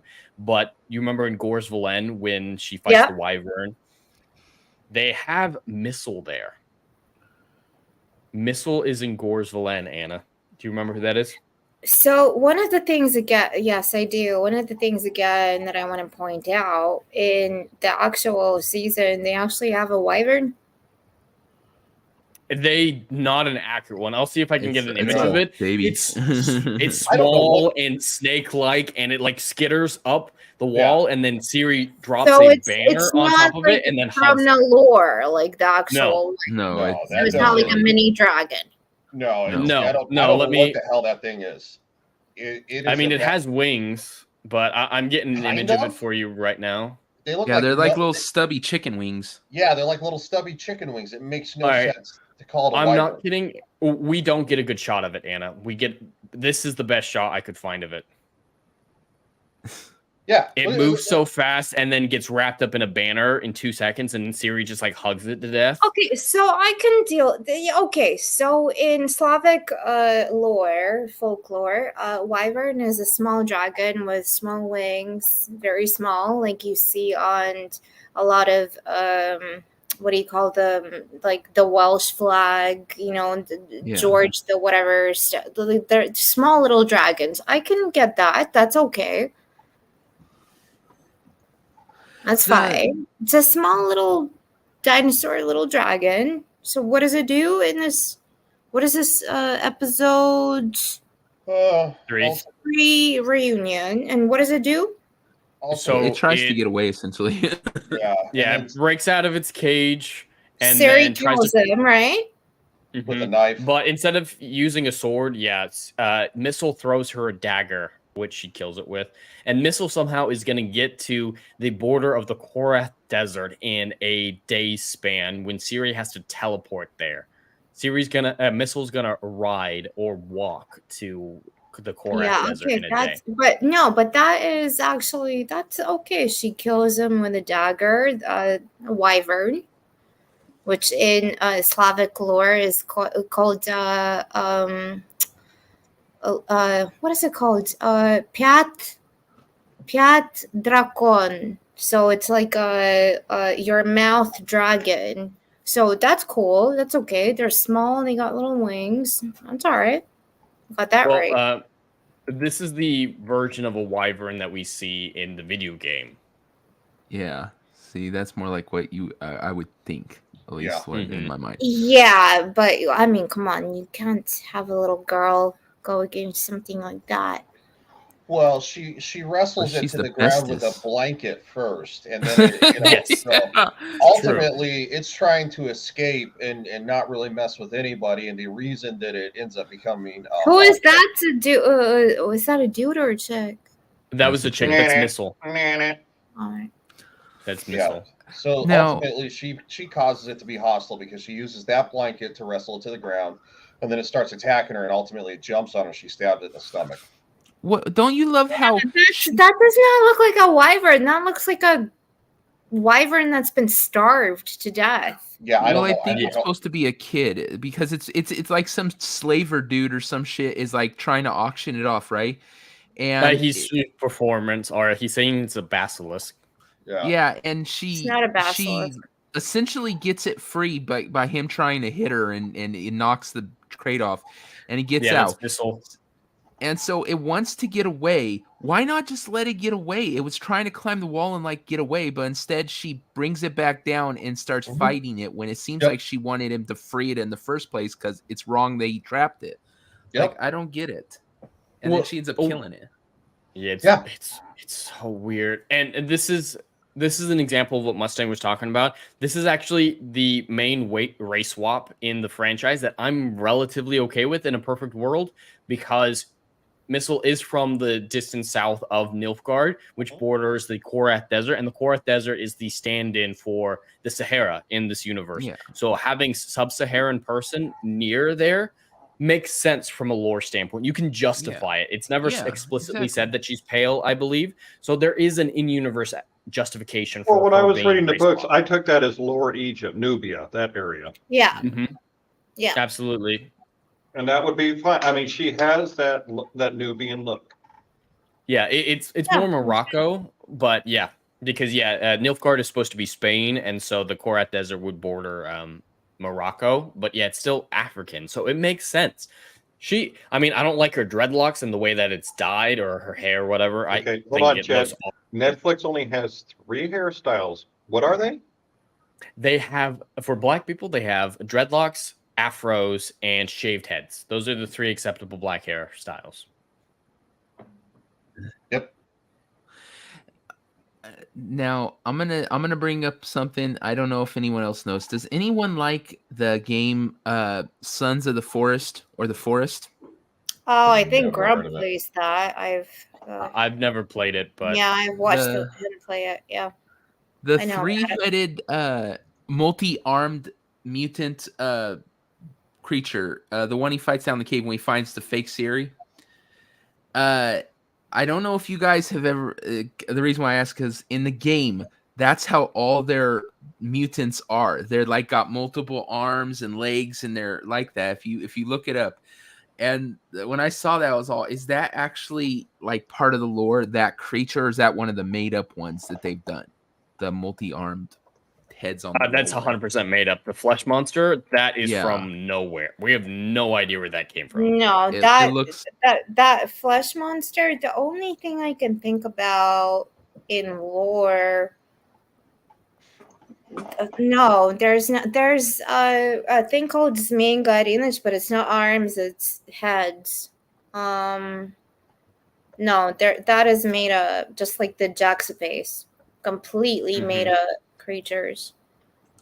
There's nothing with multiple arms, not even the water hag. You have in Wild Hunt Witcher 3, you have a couple of monsters with like 4 arms that come from the swamp. That's not, it's made up. I don't know why they could not use the actual lore and they had to go to create. They don't like it. They could have used Gorlock as a flesh monster and been more accurate. Not wrong. Oh, God. And since we're here, I want to say I'm incredibly grateful to Netflix for one thing, and this is the one time I'm grateful they weren't broke accurate. This scene in the books, they're all naked. This is when we meet Margarita in the books, and she's supposed to be naked. I'm so glad that we didn't get Lizzo naked in this scene. I cannot thank Netflix enough for getting away from the books, at least for that moment. I was not mentally or emotionally prepared for this. And that's about all the skin you guys get there, gentlemen. You do, however, get Henry Cavill with his shirt off in the final episode, but that's. They said that there was nudity in this. I don't know where there was technically, Ryan. There was with Philippa's lesbian sex scene. Yeah, that'd be it. Was it really though? Because you saw the nipples poking through. The thing. That's his. Mm-hmm. Did you see that, Anna? Did you get that far? Was that in episode 2? I'm sorry, I was watching. After episode 1, I was pretending I was. No, I think well, Philippa has sex with the they, them, who in real life cut our tits off, but the nipples work very, very well and cold. That's very nice. And we get close-ups on that. And we got the shared pictures from the premiere to where they them had her chest just bare for everybody to see. So that's What? I feel like Anna needs to see this. Yes, you need to share. What are you talking about? You'll see. You'll see. So that's stunning and brave. It's really nice to see that on the red carpet. A biological woman who, just because she had a mastectomy, doesn't mean she doesn't still have the outer. This was part. the red carpet event for Philippa and the in-story girlfriend. Oh God. Yeah, that's She wearing a what corset? That's a corset. Oh, you should focus on the other No. person. Yeah. Yeah, no, Yeah, yeah. Look, Enlarge. I don't care. Like, this is like, you shouldn't even talk about this. This is, let them do their own thing. Whatever. It's weird. I don't. Well, they whatever. definitely. Has nothing to Hint do story. with the Witcher. It has nothing to do with the story, the books. Unfortunately, now it does, though, Open because they injected it. Yep. Yeah, it had nothing to do with adding to the story. So, but you get that lovely scene of them dry humping in a weird way. It wasn't scissoring because we've all seen the Dermy video, and we know what. Yeah, the way they were having sex, they had to have a penis. There's no way that you can have sex like that No, without an appendage. I think she was finger blasting her, to be honest. I think she was going I- downtown. Oh, and watch Jesus. the new season of Just Like That, which is the new Sex in the City. I felt like I was watching Milk Manor. I think Milk Manor would probably be have more of a story. It actually did, because I watched Dermy's reviews, and I actually watched a couple of episodes, unfortunately. What the hell for? Yeah, what the hell for? Because apparently, I enjoy being miserable. I guess. Okay, hold on. Did you watch Indy directly after this stream or the next day? No. I watched it. I watched it last night. I guess it would be, yeah. I still haven't seen it. Oh, no. Well, Yeah, at no, the end of the day, no. at the end of the day, this was a miserable season. Oh, yeah.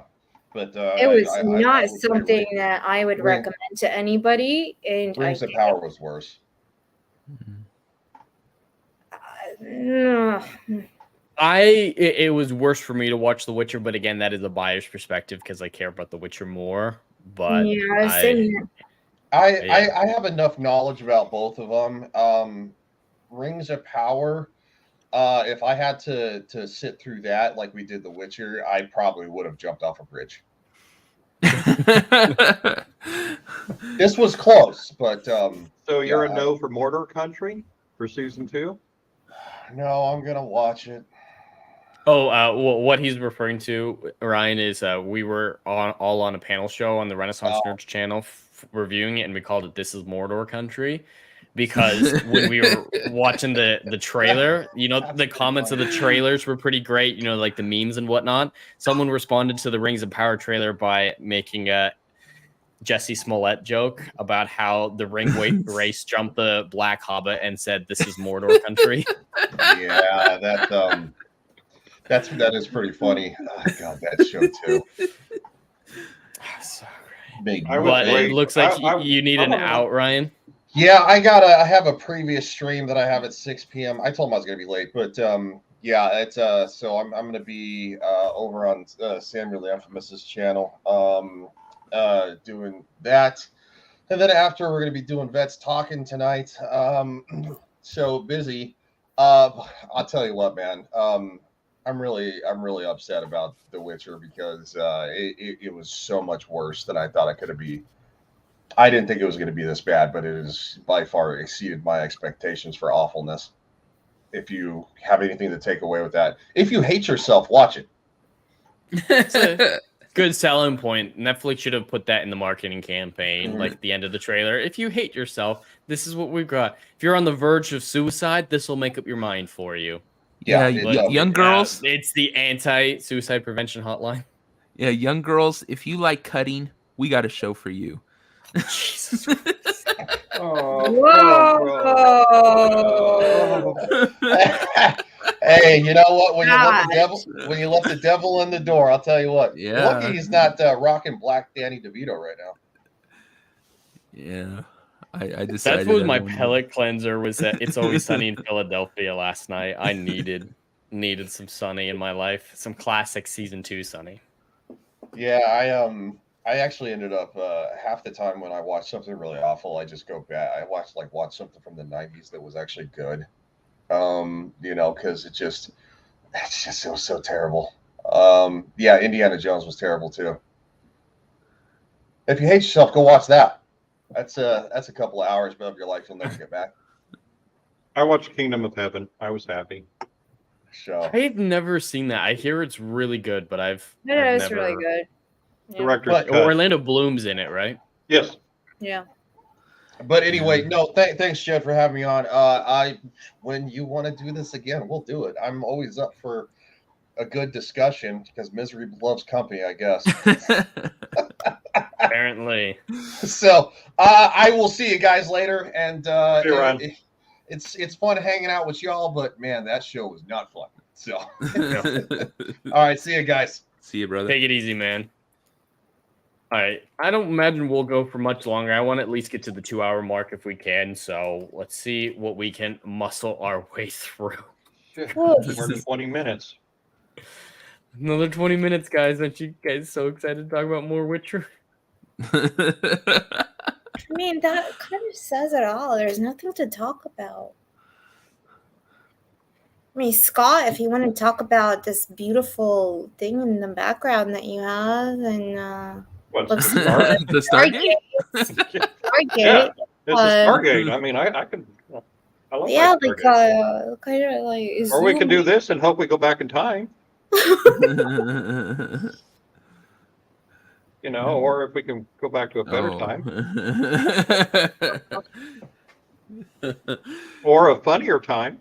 I mean, I can talk about some Slavic monsters. Which are I'm no always down to hear sharks. about one.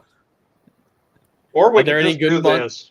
So We could okay, just do that. apart from in season 3, because you guys are heroes, you watched all of it. So apart from the jacobase, the flesh eating whatever the fuck, and the wyvern, what else did they have?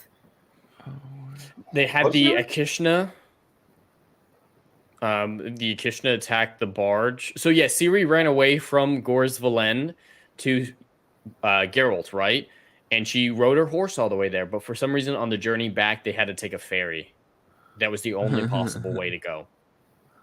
A fairy. Yeah, so they ride a ferry, and it's like massive chains. And the fight scene doesn't make sense. Ciri's sword teleports into her hand. The giant monster allows her to shimmy across the edge of the ship right next to her to come and attack it from behind. Very, Chad. very generous. Chad, we discussed this. She has a prison wallet.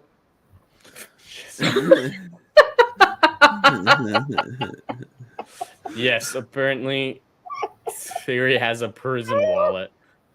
It's exactly this type of stuff that we want to think about. My dad is asking fairy or fairy. Well, Jaskier was on the boat with them, so both.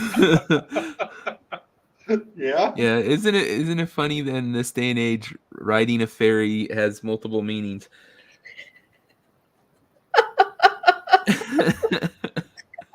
Not touching that one.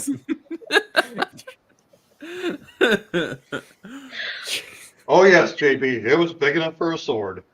A big sword. Plenty big enough. Sword. Yeah. We're going off the rails. You know, if you had it pulled up, I'd say we need to show them how Siri manages to scurry around like a little mouse.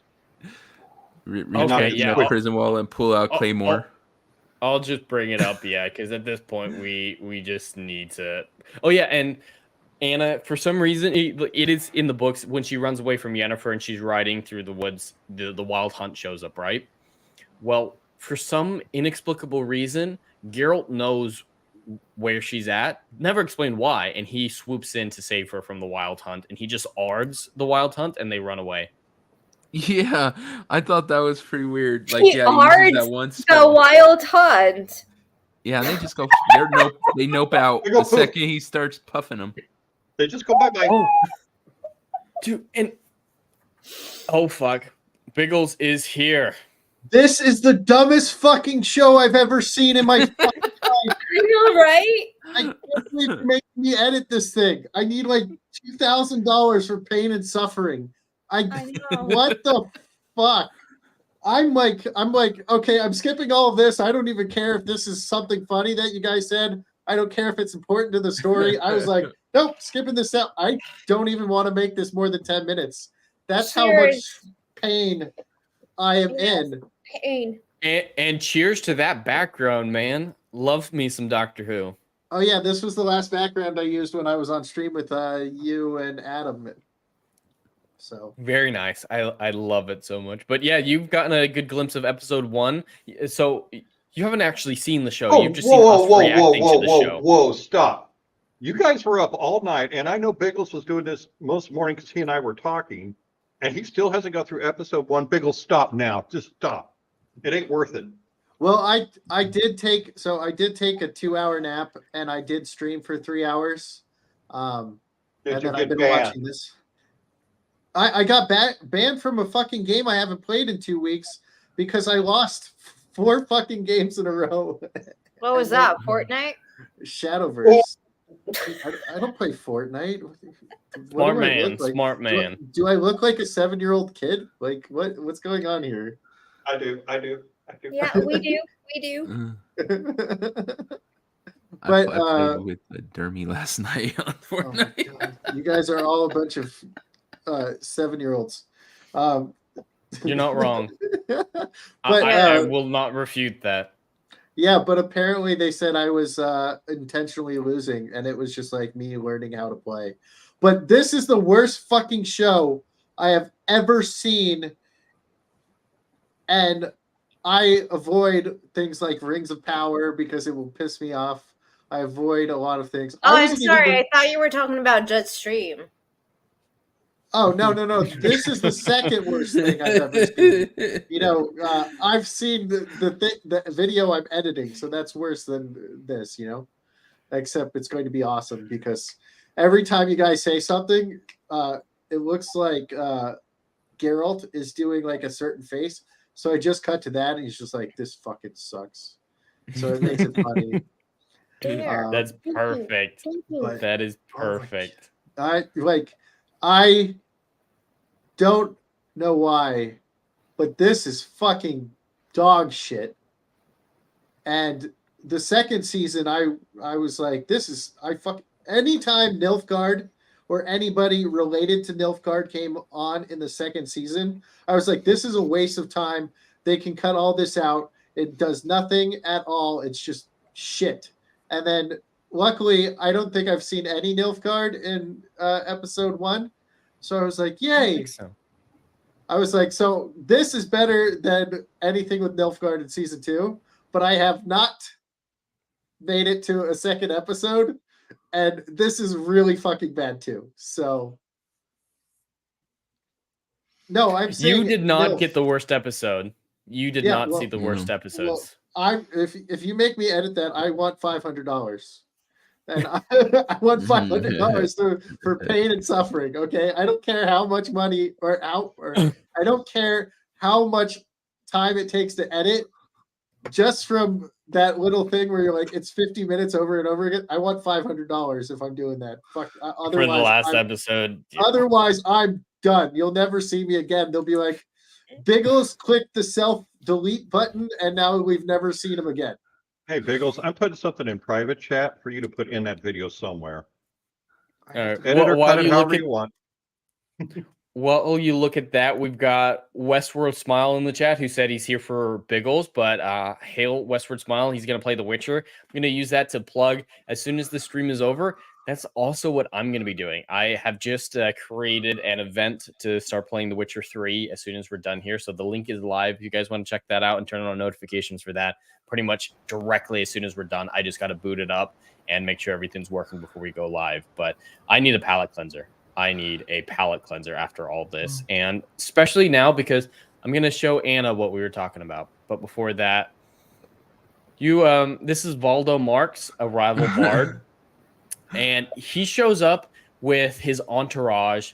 They show up singing like gospel singers before they become a barbershop quartet. And then right before the monster attacks, they start singing or start dancing like they're in a Los Angeles nightclub. What the fuck is this? And then he starts singing "This Is America." All right, let's see if I can find it. I'm trying to find when they're dancing. Here we go. I'm gonna play a couple seconds of it. It's this black woman who's really doing it. This is right before the fight. They all know that there's a monster in the water that's been killing people, and they decide the best way to deal with it is to sing at the top of their lungs. I would have fucking threw him overboard. Okay, I need to find that. Okay. It's episode 4. Yeah. But this was the best thing to happen, and then it was immediately ruined in the next episode. So they're singing, they're talking about it, and then the monster comes and gets one of them and throws him off the fucking boat. And guess what? He shows up in the next episode to sing at the Garstang Palace as if nothing had happened. They all look like they die, and not one of them actually dies. I'm very, very disappointed. I'm very disappointed. But hail Rachel, who's in the chat. Hail, babe. You're on your lunch break, taking her time out of her busy schedule to watch us suffer together. A interesting way to spend your lunch break. But you should put this... Okay, Biggles making plans with Mustang in the private chat. But here's the actual fight, Anna. I want to show you the fight. So this is the Ashkna, which is from Blood of Elves. This is a bastardization of a Blood of Elves scene that Ciri and Jaskier, maybe Jaskier was there, but Ciri definitely wasn't there. But does this look like a lore-accurate monster to you, Anna? No. No. No? No. You haven't seen a monster like this come out of a lake or a river and kill people? Hey, that looks like Jeremy's face. Nope. Jeez. It's No. But, I don't know right, what. So, no. So they know that there's a monster in the water, and they're paying for transport across the ferry for killing the monster. That's their payment. And Geralt decides, you know what? We're about to fight a monster. The best thing to do with my sword is to leave it on the opposite end of the boat. So as soon as this thing shows up, here, I guess we skip past it. The first thing they do is run to get their swords. So the guy gets thrown off. Ciri and Geralt freak out. Nope, he's fine. And yeah, you see they're running to get their swords because they left their swords far away, even though they knew a monster was going to attack, and they were hired specifically I'm sorry, to fight can I again ask what is this thing? It's an Ashkna. Let me bring it up. What is that? I've never heard of it before. It's from it's in Blood of Elves. Here's a picture of it from the books. This is what it's supposed to look like. But yeah, what'd you say? What is it in Polish? In Polish? In Ash.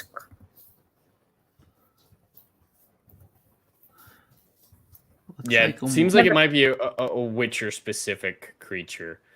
So according to the Witcher wiki, it's a liquid. It likes the liquid manure in the river. Nah, never heard of it. Yeah, it might be a book only monster, but never heard of it in the book. That's what it's supposed to be, and it doesn't look anything similar. And yes, chat is correct. It is just a CGI mess. But so yeah, Geralt knows he's gonna fight this thing. Leaves his sword on the opposite end, And then he lets Ciri fight it by herself at first. So they've got their swords. They're facing off with it. Oh, it looks like someone in the chat has the Polish name for it. Are you familiar with that? Żadnica in Polish. No. No. I Let don't me know. Google that, because I'm not a real world expert on the mythology of I Poland. don't know what that is. Never heard of it. All right. Ashna. What? All right. So yeah, they've got their swords and they're facing off with this thing. It's coming at them, and then Geralt just stands back and lets Ciri go for the first 10 seconds against it. You know, that doesn't seem like something Geralt would do, especially because Ciri's very early on in her training. Okay, so according to this, that's what the translation of the monster was called in Blood of Elves. In the copy that I have, I looked it up in my copy of Blood of Elves. It's spelled Ashna, or however that original spelling was. I don't have it in my book as Zagnika, but that might be what it is in Polish. So I'm not sure, but yes, the chat has the answers for you, Anna. I'm not familiar with that, but hail and welcome to the chat. I don't believe I've seen you here before. Thank you for the input. We definitely weren't aware of this. But yeah, he just stands there, lets Ciri fight for the first few seconds. See how long Geralt is just standing there before taking his first swing? This isn't Geralt. Why would he do that? Oh, girl boss. It was literally a, you go, girl. Oh, and Valdemar, they literally do that. The Valdemar literally go, you know, the modern thing of the snapping. He literally does that early on. It's amazing. Oh, no. Totally fine. It's just different translation, so it makes more sense in the Polish version, so that's perfect. I appreciate the information. But Well, also, if he's going to let Ciri go at it towards the front, you think he would have went around to the left here and, like, tried to get behind the creature or something? Maybe to... But, yeah, both of them are kind of taking it on just at the front, and that's stupid. Like, tactically. incredibly stupid. So, yeah, they do a few pointless swings at each other. And then this is the interesting part. I'm just pausing it for copyright purposes occasionally.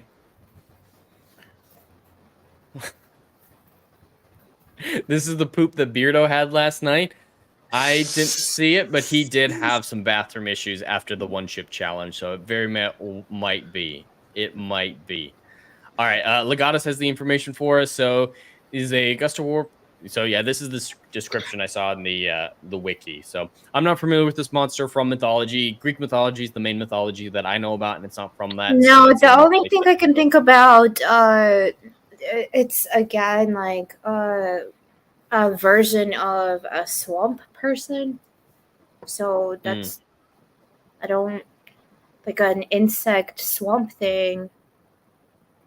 I don't really. Okay. I've never heard about this. I've never read about it in Sapkowski's books. So if any Polish people can, I'm actually going to message someone who's Polish.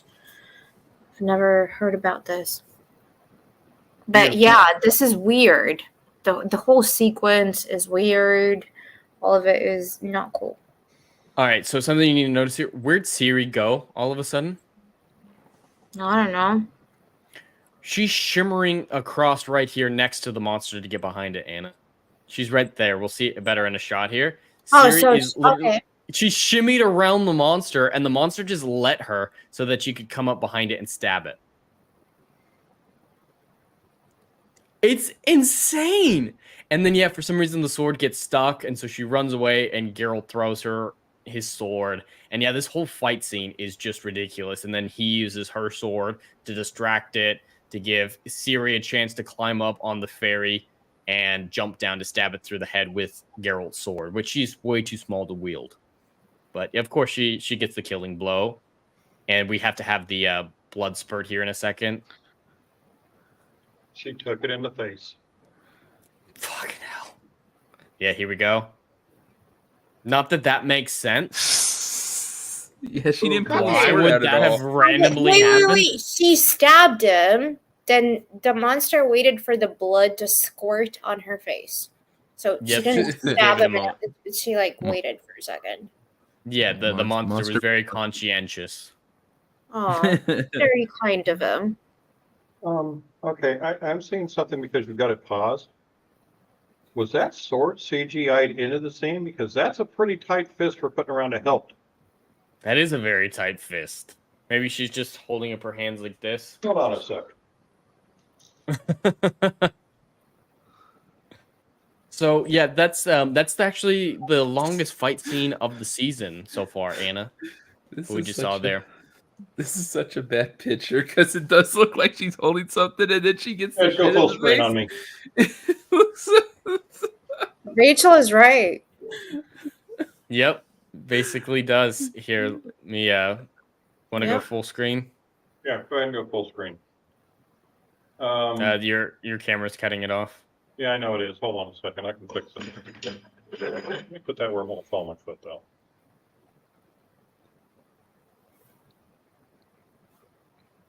All right. I guarantee my hand's bigger than hers, and I'm putting a lot of pressure to hold that. There is no way that's a sword in her hand. And just that's just a small one, not a big ass, sword. So yeah. Yeah, there's no way. Yeah. Yeah. It does not look like there's a sword between her hands. And that would make sense if it wasn't such a dangerous creature and at a very precarious place. Like, they have to get where they're going. They've been hired for this contract. I just don't think it makes any sense, and they don't say that it's training. It would have made sense if they would have done that, not just at Karamora where they were training, but in the field where they're doing all these things. But now all of a sudden we've skipped all of that and we've killed Vesemir, and where Ciri is now better than Geralt at fighting and better than whoever apart from Yennefer doing magic. So if we had those scenes in the field, that would be cool. But she's good at doing everything now, and it doesn't make any sense. She's Ray. She's 100% Ray. All right, so that's the best fight scene of the season, Anna. And then we jump into there's more evil portals, Anna. This portal is evil. They have the whole storyline about how portals can be evil. I am so confused. Portals are like cars. They're inanimate objects. You can't just be like, oh, this portal is extra evil, guys. It's black around the edges. It doesn't make any sense. And it's connected to the whole Witcher blood origin stuff with the portals with the monoliths to other spheres. And whoever's making these black evil spheres is somehow using the book from Blood Origin to do it, and Ciri is the key to open up portals to these other worlds using the monoliths, even though in Blood Origin they just needed the book to do that. It's so confusing, Anna. It doesn't make any sense. Especially though Yennefer could just open a portal at will, basically. They're trying to probably connect the two so that maybe they can get more audience for Blood Origin since it did so bad. Oh, Devil, you're giving them way too much credit. And there's a scene that happens soon here with Triss. I believe it was episode 2. Anna, do you remember Triss randomly going into a bedroom and seeing blood on the wall? Yep. 3 episodes later, she runs up to Yennefer and Tisai and says, oh my god, oh my god, oh my god, I found blood on the wall in one of the girls' bedrooms. She's missing. It took her 3 episodes to react. Can I go now, please? No, I'm joking. Wait, what is the point of discussing the shed? Like, it's shut. Alright, I want to see if there's anything else. It doesn't even... That makes no sense. Alright, we're going to hurry through the last important things, and more just so I can get Anna's reaction to them. So, you remember the Palace of Loxia, right? Where Ciri was staying during the coup, at least initially, in the banquet. They made it a random farmhouse that she's staying in with Jaskier. And this farmhouse, no one knows where they're there. No one knows where they are, and that's kind of why it's important. You can't know where they are. And for some inexplicable reason, the Prince of Redania, free of Secret Service and guards, somehow finds where they are, just so he can have a little date with Dandelion or Yaskier. They don't explain how he knows where they're at. He just kind of shows up in it. Wait, question. Is he Yaskier or is he Dandelion? In Both, the from show, what I he's can tell. Yaskier. Yeah, He's I'm just supposed used to be saying Yaskier. Dandelion. He was Yaskier for 2 seasons. Why is he Yeah, Dandelion? That's me. That's not the show. I know him as Dandelion. My translations of the book say Dandelion. The video games say Dandelion, so that's what I think of. But the show, besides that one throwaway comment, call him Yaskier the whole time. So that was my bad. But yeah, Prince Radovid randomly finds him. And do you know why he randomly finds him for no logical reason whatsoever? Because Any he wants guesses? to suck his Gaydar. dick. Let's see if we can. So he sings the song back to him, Dandelion's gay love song, just so they can do this. Okay, I was right. Okay. Yeah, Radovid somehow teleports to where Yaskier is, knows where Yaskier is, and doesn't have his guards with him just so this can happen. What is my dad talking about? He's never. What the? I'm sorry. My dad is watching this. This is weird. But yes. The Biggles books. What? I'm confused too, but I love it. Yeah. Okay, so they're gay, bisexual, whatever. They sing a song and then what? They fuck in a shed while What? Fury sleeps in the other room. What? Yeah. What? They threw away logic just to have gay kissing. Yaskier is supposed to be the biggest, like, womanizer on the planet. Yep. Yep. What? Well, don't you know you have sex with many, many, many women just to cover up the fact you're a closeted homosexual? Are So, you yeah. serious? He actually. What? Yes. Oh, yeah, and Rachel is right. They filmed the whole season incredibly dark. For some reason, it's so dark you can't see anything. Even when there's not CGI that they're trying to hide with it being dark. It's just always dark.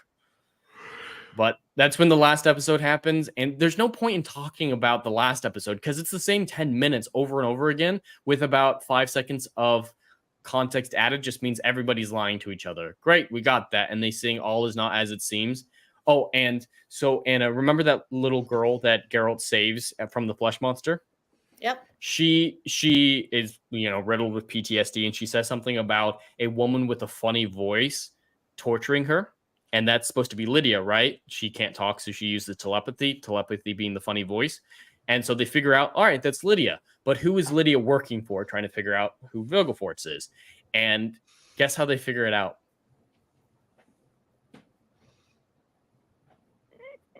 I'm sorry, so my dad is like doing stuff in chat. I'm distracted. Yes, who is it? So they figure out that Lydia is connected to Vilgefortz because Lydia wears the same type of earring jewelry that Vilgefortz gave to his girlfriend Tisaya. So Vilgefortz gave his assistant and his girlfriend the same type of jewelry, and so that's how they figure out Vilgefortz is the real villain and not Stregobor. That's the big reveal at the end of the episode. That's the big reveal before what's his bucket. Dijkstra puts a knife up to Geralt's throat, and that's how the volume ends. That's the cliffhanger. Wow! Congratulations, Netflix! Brilliant. Did a wonderful, wonderful job. Aren't you guys so excited that you guys watched this? No. No, not whatsoever. Mustang has. Look at him. Yeah, He's chilling. Yeah, He's Mustang. so excited. I think Mustang does indeed love this. Yeah, I he think does. Mustang might have Lord of the Rings on it right there. Well, on that note, I think we're gonna have to bring things to an end because we've been, stalling, getting distracted. There's not much more worth talking about. Honestly, I can't think of anything to say besides what I've said in my review, what we said in the EFAP stuff and in this stream. It's just bad. There was nothing of quality that I can think of, from the performances, the set design, to the costumes, the cinematography, the editing, the writing. It's all some of the worst stuff I've ever seen, if not the worst stuff. But let's go around the horn and what are everybody's final thoughts? Anna, do you have anything you'd like to add before we bring this to a grateful close? I would like to thank you and everybody else for actually watching this. I couldn't do it after 2 episodes, but also I feel very, I don't know, kind of sad that there's so many things that could have been done, so many different creatures, monsters, Slavic lore that could have, Netflix has the budget, they have the people, like, bring that to life. That would have been so cool to do. I mean, the video game did it. So why can't other people do it? We all love it. So why not? And I mean, maybe at some point I can. I don't know. Beautiful. All right, Mustang, is there anything you would like to add to this discussion? Yeah, first I'd like to say I'd like to send my thoughts and prayers, and I know all of you would, to Adam the Renaissance Nerd. He is in a very bad way, and good friend to all of us. After that, I'd like to say I've been on a lot of review panels, a lot of chats throughout many years on the internet. I've never been so bored, even on a panel, because we couldn't even find enough fun stuff to talk about. That's how bad this is. These are some of my friends, and all of us are bored. I can see it in all your faces because I've been with you on streams. I think we're doing this to save people from killing brain cells. That's the only way I can look at it. So that's the best I got. Not much more to say than that. And hail Dr. Rachel Lindbergh in the chat for a $5 super chat. Sorry you all had to watch this mess of a show. Go treat yourselves to something nice. I am definitely treating myself to something nice. I'm going to be playing The Witcher right after this, and I need some good Witcher content. But let's move on to Devil. Do you have any final thoughts or anything that you'd like to add to our discussion that we didn't get around to? Well, if I can take anything away from this, it's inspired me to add a show to my list of the shows that make you want to hurt yourself. Tier list that up. So, but otherwise, yeah, this will definitely be on there. But no, I like I said, I've loving the game so much, loving the what I have taken from those, and then seeing the show, just it really, it's not the worst thing that's ever happened to me, but it really is just rips it apart, and it just, yeah, I'm not totally sad that the next season it's probably gonna completely collapse and that'll be the last season, and like I said, probably won't watch it. So that's what I can take from it. Awesome. Well, I don't really have any final thoughts either. I despised it. I think it was far worse than a lot of the other stuff we've seen. But again, that is a very biased perspective because I care about The Witcher a lot more than I do stuff like Velma, stuff like She-Hulk, stuff like The Rings of Power. So I believe it's worse than that. But again, that is a very biased perspective. But that's all that we have for this evening. We just can't talk about more. There's nothing more worth talking about in it. So I'm going to be playing Witcher 3. I'm dropping the link in the chat, but there's also an automatic redirect on the stream. So if you just stay on the stream, it'll go straight over to that live stream in a moment here. What are you giggling at, Mustang? Biggles just found the butthole monster. I finally had something to laugh about. You had something to laugh about. This was just so bad. All right, let's go around the horn one final time and plug your wares. What are you guys going to be up to? Any future videos, shows, or anything that you'd like to plug? And let's start with Anna. What are you up to? I'm going to be releasing a new video, which is with an interview with one of my very good friends who is trying to go into space, is in Denver, Colorado right now, studying to be an astronaut. So going to keep you posted. That's awesome. Definitely tune into that. And it's Anna's Gameland on YouTube, correct? Yep. Beautiful. Everyone go subscribe. Her link should be in the description box down below. If not, I'll add it.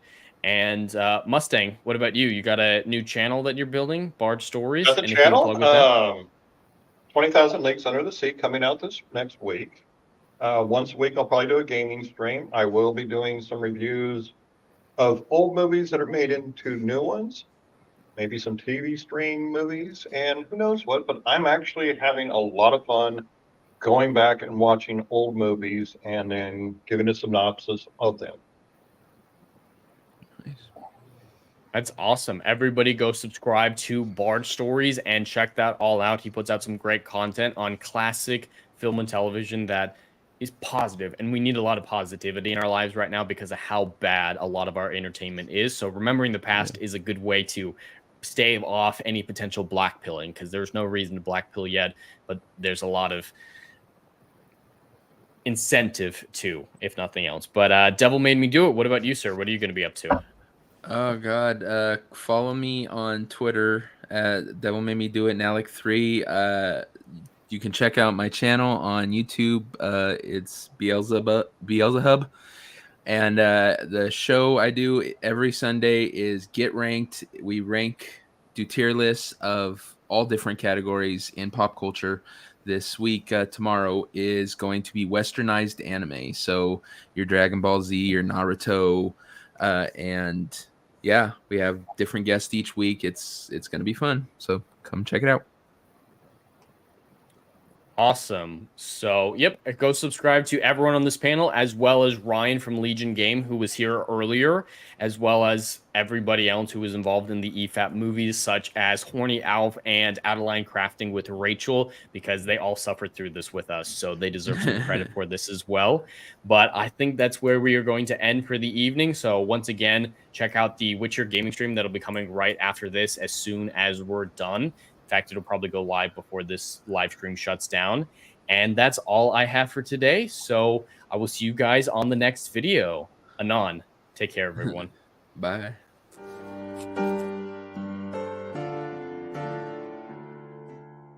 Hey, yo, are you feeling what I'm doing up in here? Oh, I know you are. Do you miss all the good, compelling stories that we used to get back in Hollywood that they ain't putting down no more? Oh, I know you missing it. So check out my book series, Odyssey of a Phoenix, a mythological epic about philosophy, morality, and modern-day mental illness issues, baby. Book 1, Down in Flames.